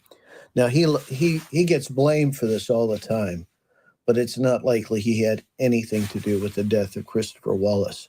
And when you look at the death of Tupac, if you believe he died from his injuries in the car, why would Suge Knight sit in the car next to Tupac when shots ring out? I mean, that doesn't make any sense either. And we know that when Frank Alexander was called away from the hospital and Tupac took a turn and passed away, the call came in and Suge Knight threw the phone down and busted the glass table because he was so pissed off that Tupac was dead. So number 15, Hackey says, while I do not know many of the specific names of the Los Angeles police officers involved, I do recall an LAPD officer named Love, who I believe first name was David. Of course, LAPD officer Kevin Gaines was working death row security at the time, and LAPD officers Rafael Perez and David Mack were commonplace fixtures at death row functions and activities. The involvement of police officers with death row records and its affiliated gangs, including Los Angeles police officers, as well as known to the Los Angeles Police Department, as well as other law enforcement agencies. Although normally police officers associate with one another in group settings, this general rule was not followed at death row records. So, number 14, death row records and its affiliated street gangs used off-duty law enforcement officers, including multiple Los Angeles police officers, to act as security personnel. Specifically, the involved affiliated street gangs were the Bloods and Crips. Very few of these officers were actual employees of death row records, which Sharitha tells us that those cops were never employed at death row records. And Hackey continues, rather, these officers acted in the capacity of informal agents serving as information sources and lookouts. So, number 13, during my tenure with Death Row Records, I became aware of the narcotics trade associated with Death Row Records. This, in part, was the reason I was acting as an informant for the FBI. While I did not personally observe drug trafficking transactions, I did provide the FBI valuable information relating to the investigation in regard, including information, photographs, dates, times, and firearms. So Hackey, says quite a few other things in here, and I'm going to read you the part about Reggie Wright Jr. Number 9, on September 7th, 1996, Tupac Shakur was murdered in Las Vegas, Nevada. Death Row Records and persons associated with Death Row Records blamed Bad Boy Entertainment and Christopher Wallace specifically for the murder. Statements were made by multiple persons that Christopher Wallace and Bad Boy Entertainment should be made to pay for the death of Tupac Shakur. As an example, in or about September of 1996, I was with Reggie Wright at the Can-Am Studios in Tarzana. At this time, Reggie said, we are going to get the motherfuckers who downed Tupac Shakur, motherfucking Biggie and his crew. And so there you have it. That shows that Reggie wanted to get retaliation. He was spreading the whole East Coast, West Coast theme. And interesting enough, when I tried to track it down, Reggie was running around Club 662 talking about how Orlando Anderson was the shooter of Tupac and Suge. But I also just wanted to put this out there. I tracked it down. The very first person that I could find that was talking about Orlando Anderson being the shooter in Tupac and Suge's attempted assassination that night was, believe it or not, David Kenner. And that comes from Malik's book, which you guys can all take a look at. So I'm going to release this document. It's going to be relevant, I think, to impeach the testimony of Reggie Wright Jr. in the Keefe D thing. And Keefe D is now saying it. Police were the ones that told him what to say. They coached him. They coerced him. They did everything to get him to say these things. And then he released a book. And when you guys get a chance, take a look at this book. It doesn't look like a book as much as it does a deposition. If you look at the index, you look at the table of contents, all that stuff, it looks more like a deposition. And so this book was crafted to be used in a law case. And this was part of the cover-up of Keefe D being named as the murderer of Tupac. They planned this out. The police told him what to say. They put it into a book that he didn't write because he doesn't talk the way the book is written. And it looks like a deposition. This book looks like a deposition. It was a plan for this to get entered into evidence at some point, and we are seeing the cover-up plan unfold right now. If you've been following this story, you may be familiar with parts of it, and I'm not sure that you've ever had somebody explain the whole thing in one video, but I'd like to try today to explain it to you. Our story really begins with Snoop, who was caught up in a murder case, and it's the murder of Philip Waldemariam. Now, that murder goes to trial, but the first thing that happens when that murder happens is they call Suge Knight. Suge Knight calls David Kenner. The car goes missing. The guns go missing. They say the car's stolen. It turns up completely clean, swept, whatnot. Guns are now missing. But they do have shell casings. They do have bullets. That stuff is being kept at Pacific Division at LAPD. And so there's a effort to discredit the witnesses. There's an effort to intimidate the witnesses.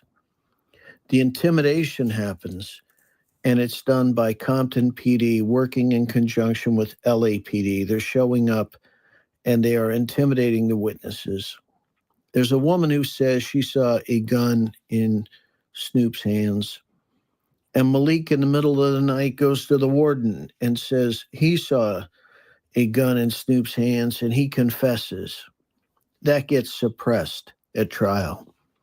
The other thing that happens is the evidence that is sitting in the Pacific Division evidence locker goes missing.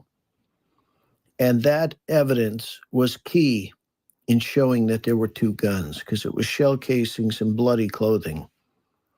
And it's stolen out of the evidence locker. How easy is it to steal evidence out of an evidence locker? Well, back then it was probably a little bit easier, but it's not so easy. It's inside of a police operation. So they enlist the help of the Rampart Scandal Police. And these are thieves. David Mack gets convicted for armed robbery at a bank, Bank of America, in near campus at USC.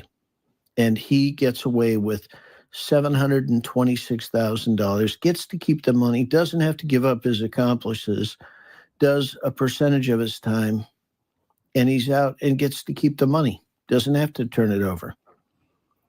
Rafael Perez, convicted of stealing evidence out of the evidence locker. So the thieves have been let into death row records. And Reggie Wright Jr., Compton PD, Reggie Wright Sr., Compton PD, they're also somehow involved in all that. DAs are leaking details in the case. The civil trial gets moved up. Snoop gets acquitted. In the civil trial, they had to disclose who the witnesses were. And once they disclose who the witnesses are, those witnesses are no longer available at trial. Snoop gets acquitted. But Snoop only gets acquitted on some of the murder counts. And one of the murder counts is a hung jury And so they decide not to re-prosecute that. But even to this day, they could re-prosecute Snoop. So they've got something to hang over Snoop's head. Because that is murder. There is no statute of limitations on murder. So Snoop's going to pretty much do whatever it is they want him to do. And that's kind of how this group rolls. It rolls with extortion, intimidation. It rolls with drug trafficking out the back door, music out the front door. What do you need the music for? You need the music as the legit money. What do you need the drugs for? You got to do the payola. You got to pay off to get studio time. You got to pay off to get a record played. You got to get it pressed. You got to get it shelf space. And so that's all stuff that happens and has been happening in the record industry since the 40s. Suge didn't invent that game. He was just really good at it. And they had a machine together where they had drugs going out the back door and they had music going out the front door. And that's kind of how Death Row Records was rolling at the time. So Snoop gets off, no problem, right? Snoop's back. He's doing music. Tupac himself, he was made famous by Dan Quayle. Dan Quayle makes Tupac famous. He's at the pulpit and he says there's no place in our society for Tupac Shakur or his music or his lyrics. And that compels him to, or propels him to superstardom. And so Tupac is now an icon. And then in Atlanta, Tupac stumbles upon a young man getting beaten by two men, and he shoots them, and they turn out to be off-duty police officers. And he shoots them both in the ass. He gets arrested for it. Turns out they were drunk and disorderly, and they also had guns that were stolen out of the evidence locker. And so Tupac actually gets off, charges dismissed. And when he gets away with shooting two off-duty police officers, now he is propelled to superstardom.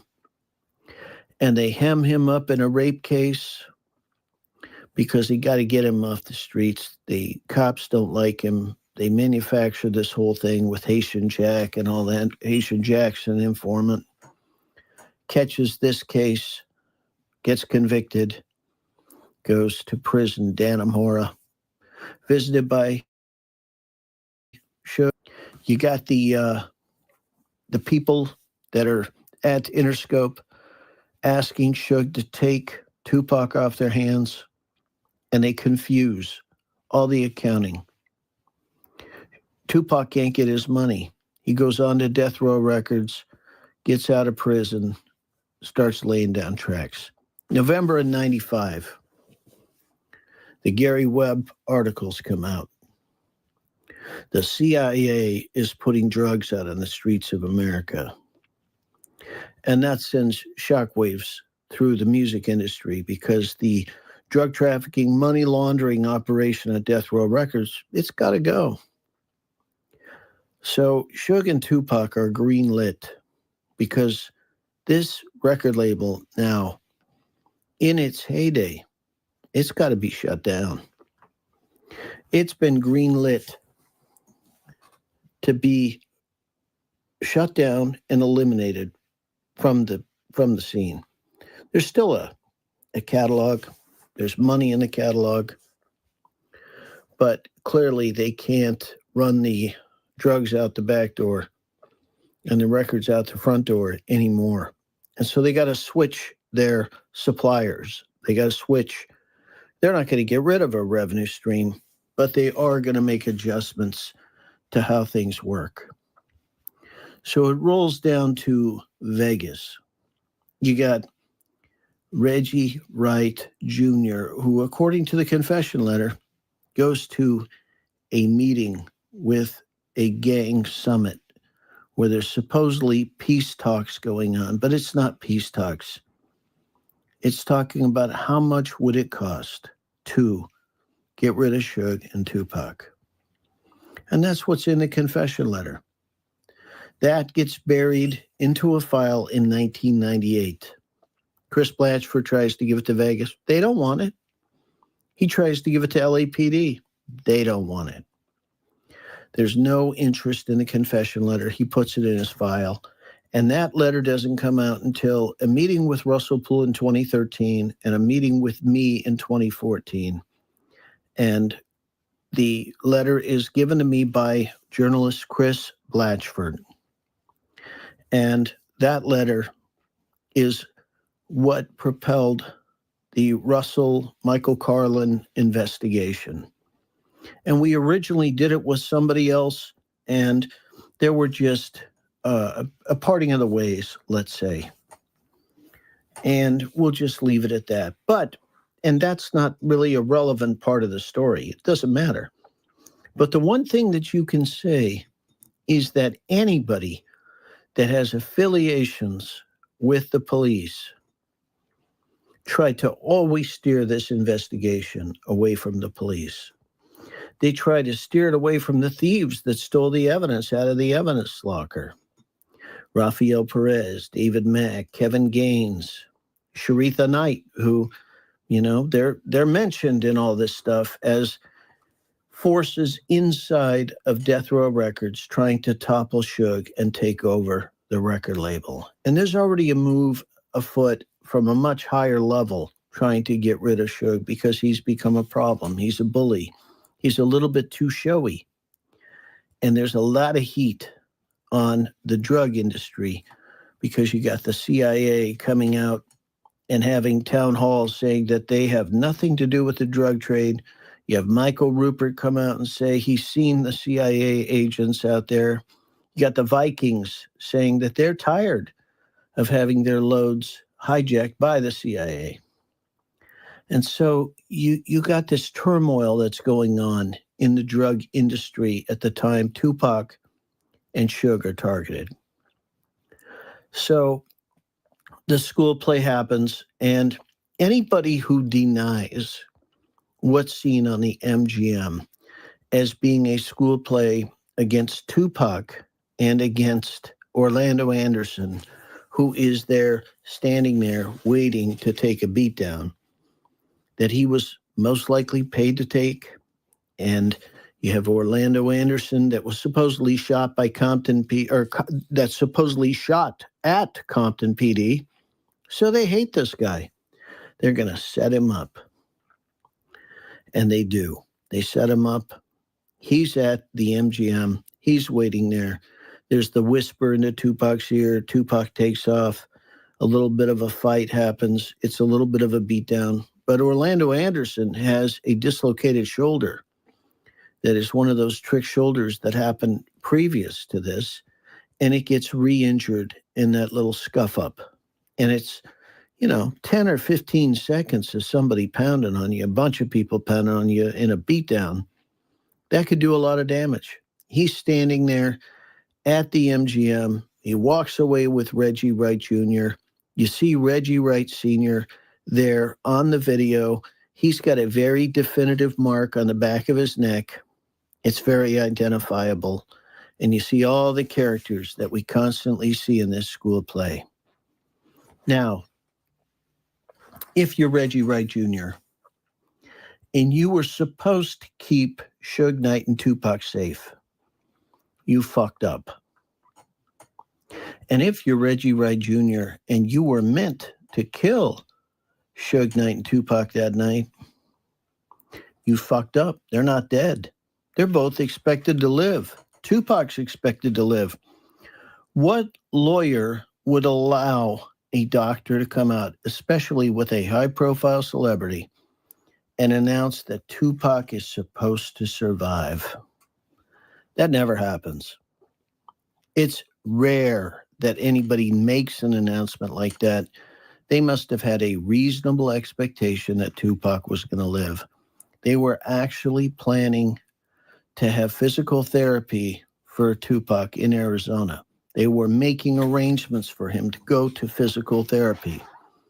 So they thoroughly expected Tupac was going to live. And one thing we know about Tupac, he was not going to wake up and be silent about who had shot him. And so there's a real problem if Tupac survives. There's a real problem that Suge survived. The evidence of the MGM beating gets entered into evidence in Suge's case for his probation violation by David Kenner. Now, wait a minute. Why does David Kenner enter that into evidence? It's because he wants to send Suge Knight away to prison so he can steal the wealth of Death Row Records. And Tupac Shakur, he's got to go. And in this time between Tupac and Suge expected to live, you can imagine the panic that's going on inside right-way security. You could imagine the higher-up saying, you're a fuck-up. You're supposed to keep him alive? You're a fuck-up. You're supposed to kill him. You're a fuck-up. Either way, they look at Reggie as the fuck-up. And Reggie is trying to blame Frank Alexander. Frank didn't have his gun. And he tells Frank Alexander not to tell Suge. Why does he tell him not to tell Suge? Well, so 4 days later, they have to prove that they can carry out a hit. And here they are. They block off the street on Mayo. You know where Bobby Finch is going to be because he's waiting for his workout partner. And you got intel about his workout partner. And there he is sitting there in the car. A blue car pulls up, probably a Honda, talks to Bobby Finch for 3 or 4 minutes. And then they open fire on Bobby Finch. The Compton killings that occurred thereafter after Tupac was shot was just a diversion to make, general public, law enforcement believe it was blood crip thing. When indeed, it was all orchestrated. Tupac kind of falls into my left arm. A music icon killed in our streets. I'm asking what happened, who shot you?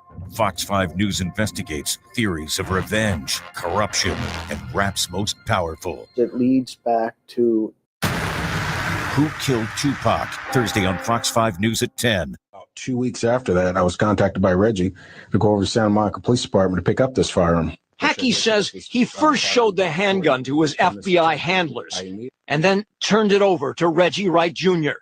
A month later in Las Vegas, investigators say it was a .40 Glock handgun that killed Tupac Shakur.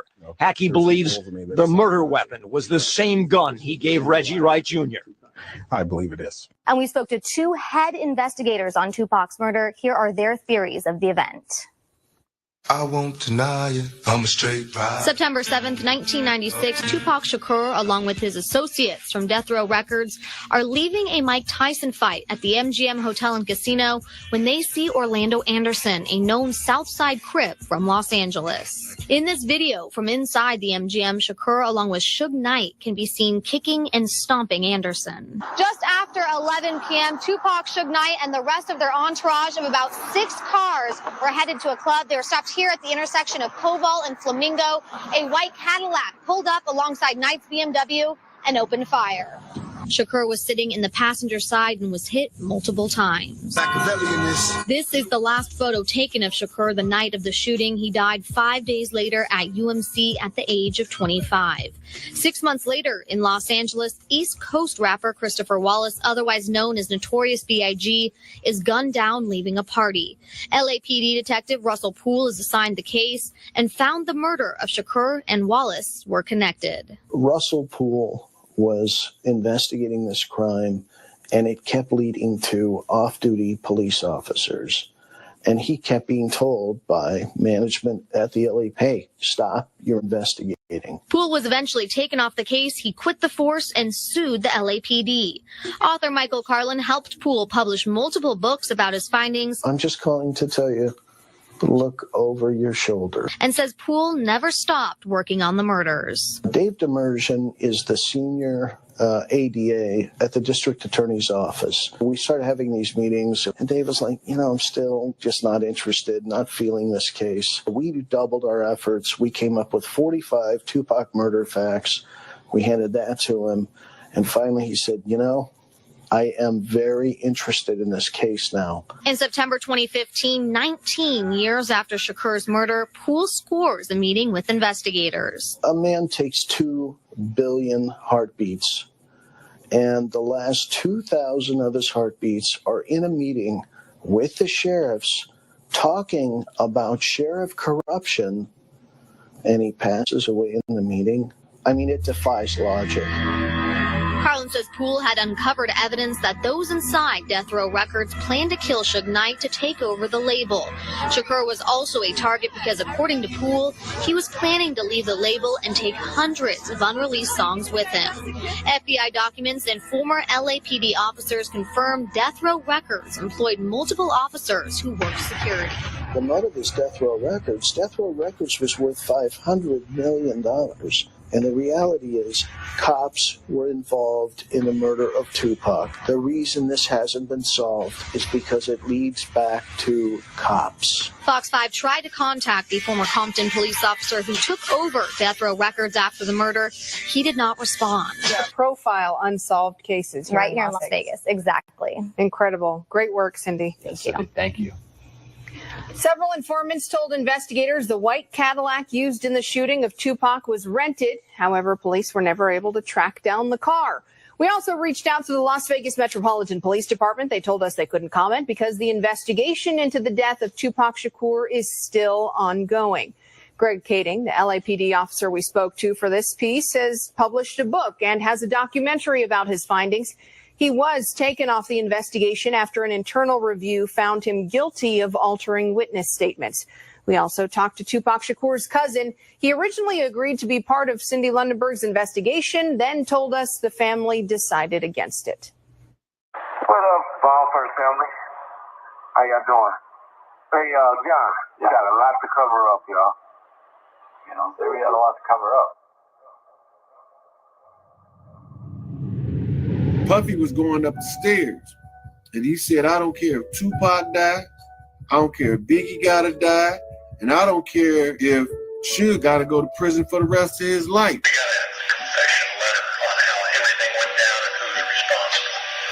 Now, getting back to Russell was following in the footsteps of his dad, and he was able to work through the LAPD and have all the things that had to be done within the LAPD. He certainly knew the streets very well. And circumstances in his case were far more tragic because he was killed in the line of duty,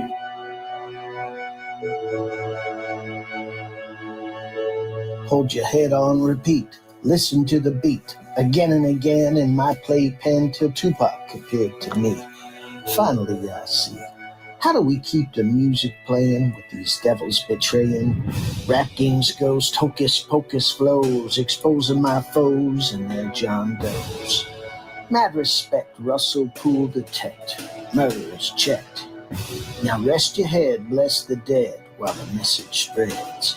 Machiavelli said, my killers have not yet bled. They got to be sorry for what they did. Like I said, I had two of the toughest guys for him. And Reggie pulled them off of me. It didn't have to happen. I told him to send 5 guys from the club today, and they never said nobody. Suge was set up. I'm like, cuz, you going to Vegas? You going to Vegas, cuz? They finna try to do something to me. I mean, murder is pretty simple. The first person you go after is the spouse. Perez and them was all involved. They were trying to kill me too, but see, because Perez and Reg was good friends, and Perez and Sarita and Reg is great friends, and so all those three together was trying to plot. Why would I run a paper trail when I never brought him around nowhere? So if I'm gonna hide him in secret, you think I'm gonna let somebody catch a paper trail? It was paid cash by Snoop. This call and your telephone number will be monitored and recorded. It was a murder for hire hit. If it was an actual shooting in Vegas, it's on camera in Vegas. It's witnesses that said they gave no sex to the shooting.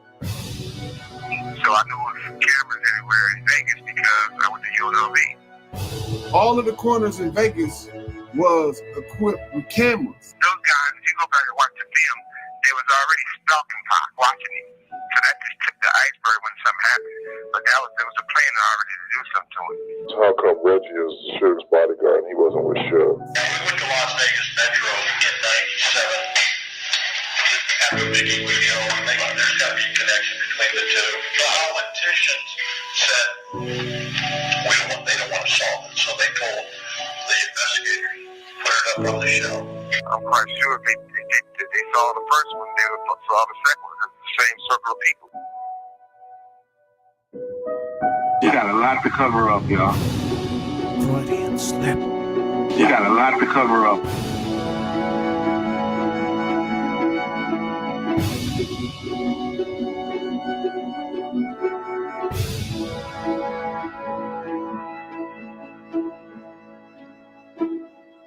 Orlando wasn't even the shooter, you know? He was actually a good kid, too, you know? Trickery, witchery, foolery, flop, plot to take out Suge and Pac. Traffic stop starts the clock. Collusion of industry, street and cop. Filmmaker takes one last shot. 60 seconds after, no more laughter. Half dead whips out Fatal's Glock. Pop, pop, pop, pop, pop, pop. Quite the head turner, they's dead, came over Nate's burner. Got him on Porky Squawker, surviving a real shocker. Fat ass said, we got a lot to cover up, y'all, and that's what's up. Stripped to straps, unloaded gats, Buntry shot back. 3 men in the caddy, just smoked a fatty, but it wasn't Sugar Daddy. Supposedly there's a hit on Suge. Wounds are life-threatening, but serious, not in critical condition at this time. And the person, as you are already aware, who was the passenger in this vehicle, is a known rap performer by the name of Tupac Shakur. With Tupac, I still got a 45 bullet inched in my skull. We've been informed that doctors have told the family members that they expect the rap star to once again recover from his injuries. They know what's going on behind all that stuff, you know? How much would it cost to get rid of Suge? They said, what you mean by get rid of him? He said, kill him. They put a hit on Suge. Reggie's dad told me that. Well, he said, Michael, if anything happens to Suge, that's what he told me. Anything happens to Suge, Reggie would run the majority of the company. It's the same people, same circle of people. Have nothing to do with me, you know? Everything on the paper. Yeah, Reggie would carry most of the burden. It come from because they want the ownership of our company. Hey, John, you got a lot to cover up, y'all. Doctor said Pac's on the mend. We tried to form some security detail, at least around the floor, around his room, because they had him on the first floor. Surrounded by friends. Foes called in to make kin spin, finish him off. We were pissed off. I'm like, this is an assassination attempt, right? And y'all got him on the first floor near a window. Pac shook the bed, for his life he pled. By the time I got there, remember I was coming from LA. So by the time I got there, he had tubes in his throat, in his nose, in his mouth. So he ain't talked to me, not verbally. He was conscious. He was trying to talk. He did want to talk, but he didn't actually verbalize any words. Always, that's going to be one of the biggest mysteries in my life, because he was trying to tell me something. He was trying so hard. He was shaking the bed. He was looking at me, with his big old eyes, and I know he was trying to tell me something, but I don't know. IVs to the vein go straight to the brain. Poison would ease his pain. It only took a drop to make his heart stop. D.O.G. Scorsese created the distraction. Lulled protectors in action for the final transaction.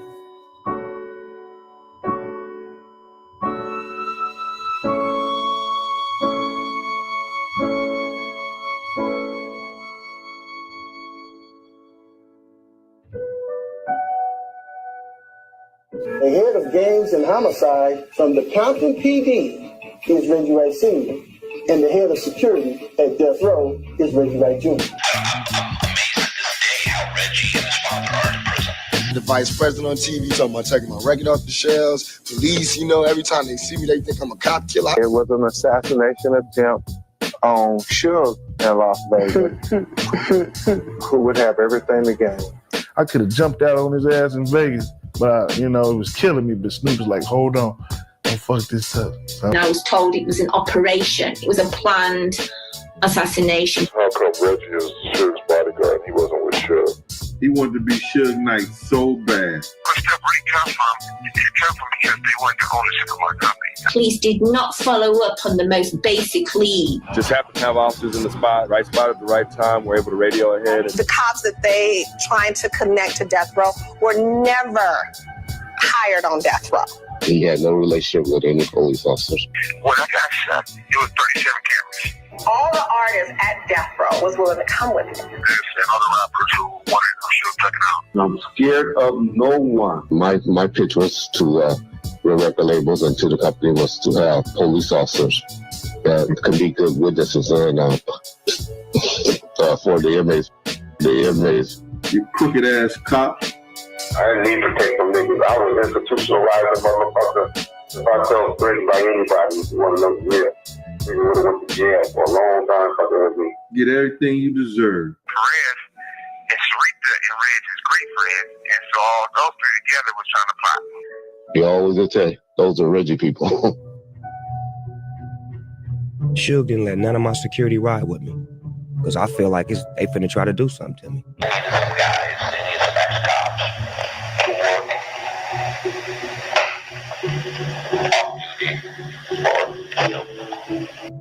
Police corruption cannot exist. Cannot exist unless it is condoned and tolerated by upper police management. Greg Kading is out. His lawyer won't let him do it. You crooked ass cop. Could it be that the police department had something to do with Tupac's murder?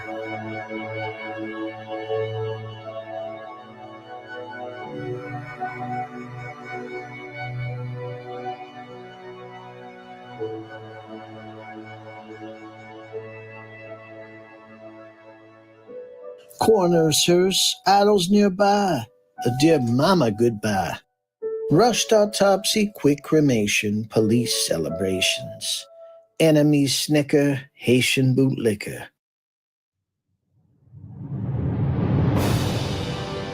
We the people mourn, hearts are torn. Bulk of the nation, radio stations, next generations. And that's what happened. Our lives was in jeopardy. Soldier in the hospital there, that wasn't right. Situation was, me and Pac had a little falling out a day or two before that in New York. And you don't take no ass with them like that unless something's up. Unless the goose is cooked. Orlando wasn't even a shooter, He was actually a good kid, too, No, Orlando Anderson, here he is, the only Southside Crip standing in a casino. He was planetary. Wow, the last time I saw him, he was laying in the bed, holding on to his last breath. Yeah, John, we got a lot to cover up.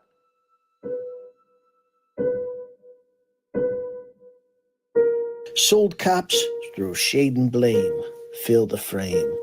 Orlando's a throwaway patsy, denies the murder flatly. It's a cover-up, a chaos merchant's cover-up. Can't stop the truth from bubbling up. This shit's a cover-up. Nobody cared about Pac having the right amount of security at all, period. No one cared. It was not mentioned at all. No one cared. And every time I ask Reggie, he gets really defensive. Soldier in the hospital there, that wasn't right. Interfering with the Vegas case. He's a lieutenant in Compton, LAPD, whatever. Interfering with the Vegas case.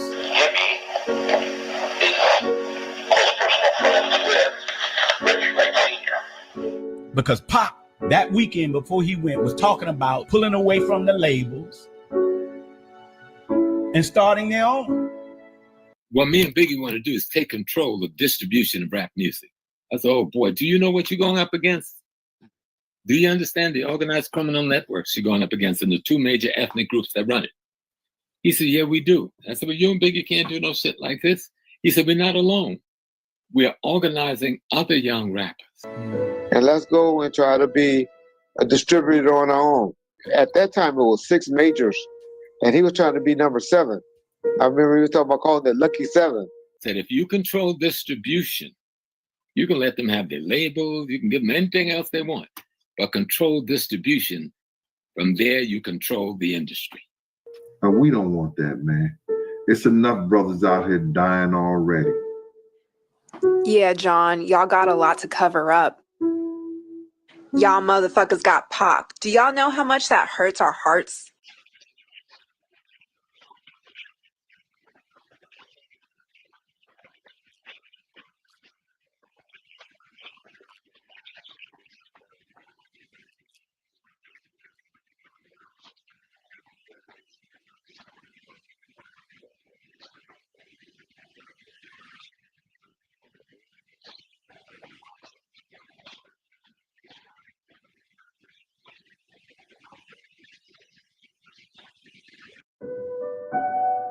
Quail made you famous, your voice made you dangerous.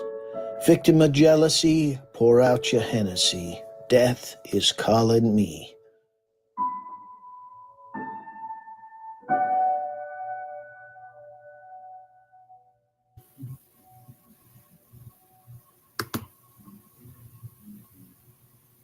In seconds, Biggie Smalls was dead, shot like Tupac in the passenger seat. According to the police, no random event, but a well-executed hit by a still unknown assailant. What's the hateful rage for? Oh, because you killed? Because you killed Biggie? Well, if I did, wouldn't it make you supposed to love me even more if you love Tupac? Kofi, follow me.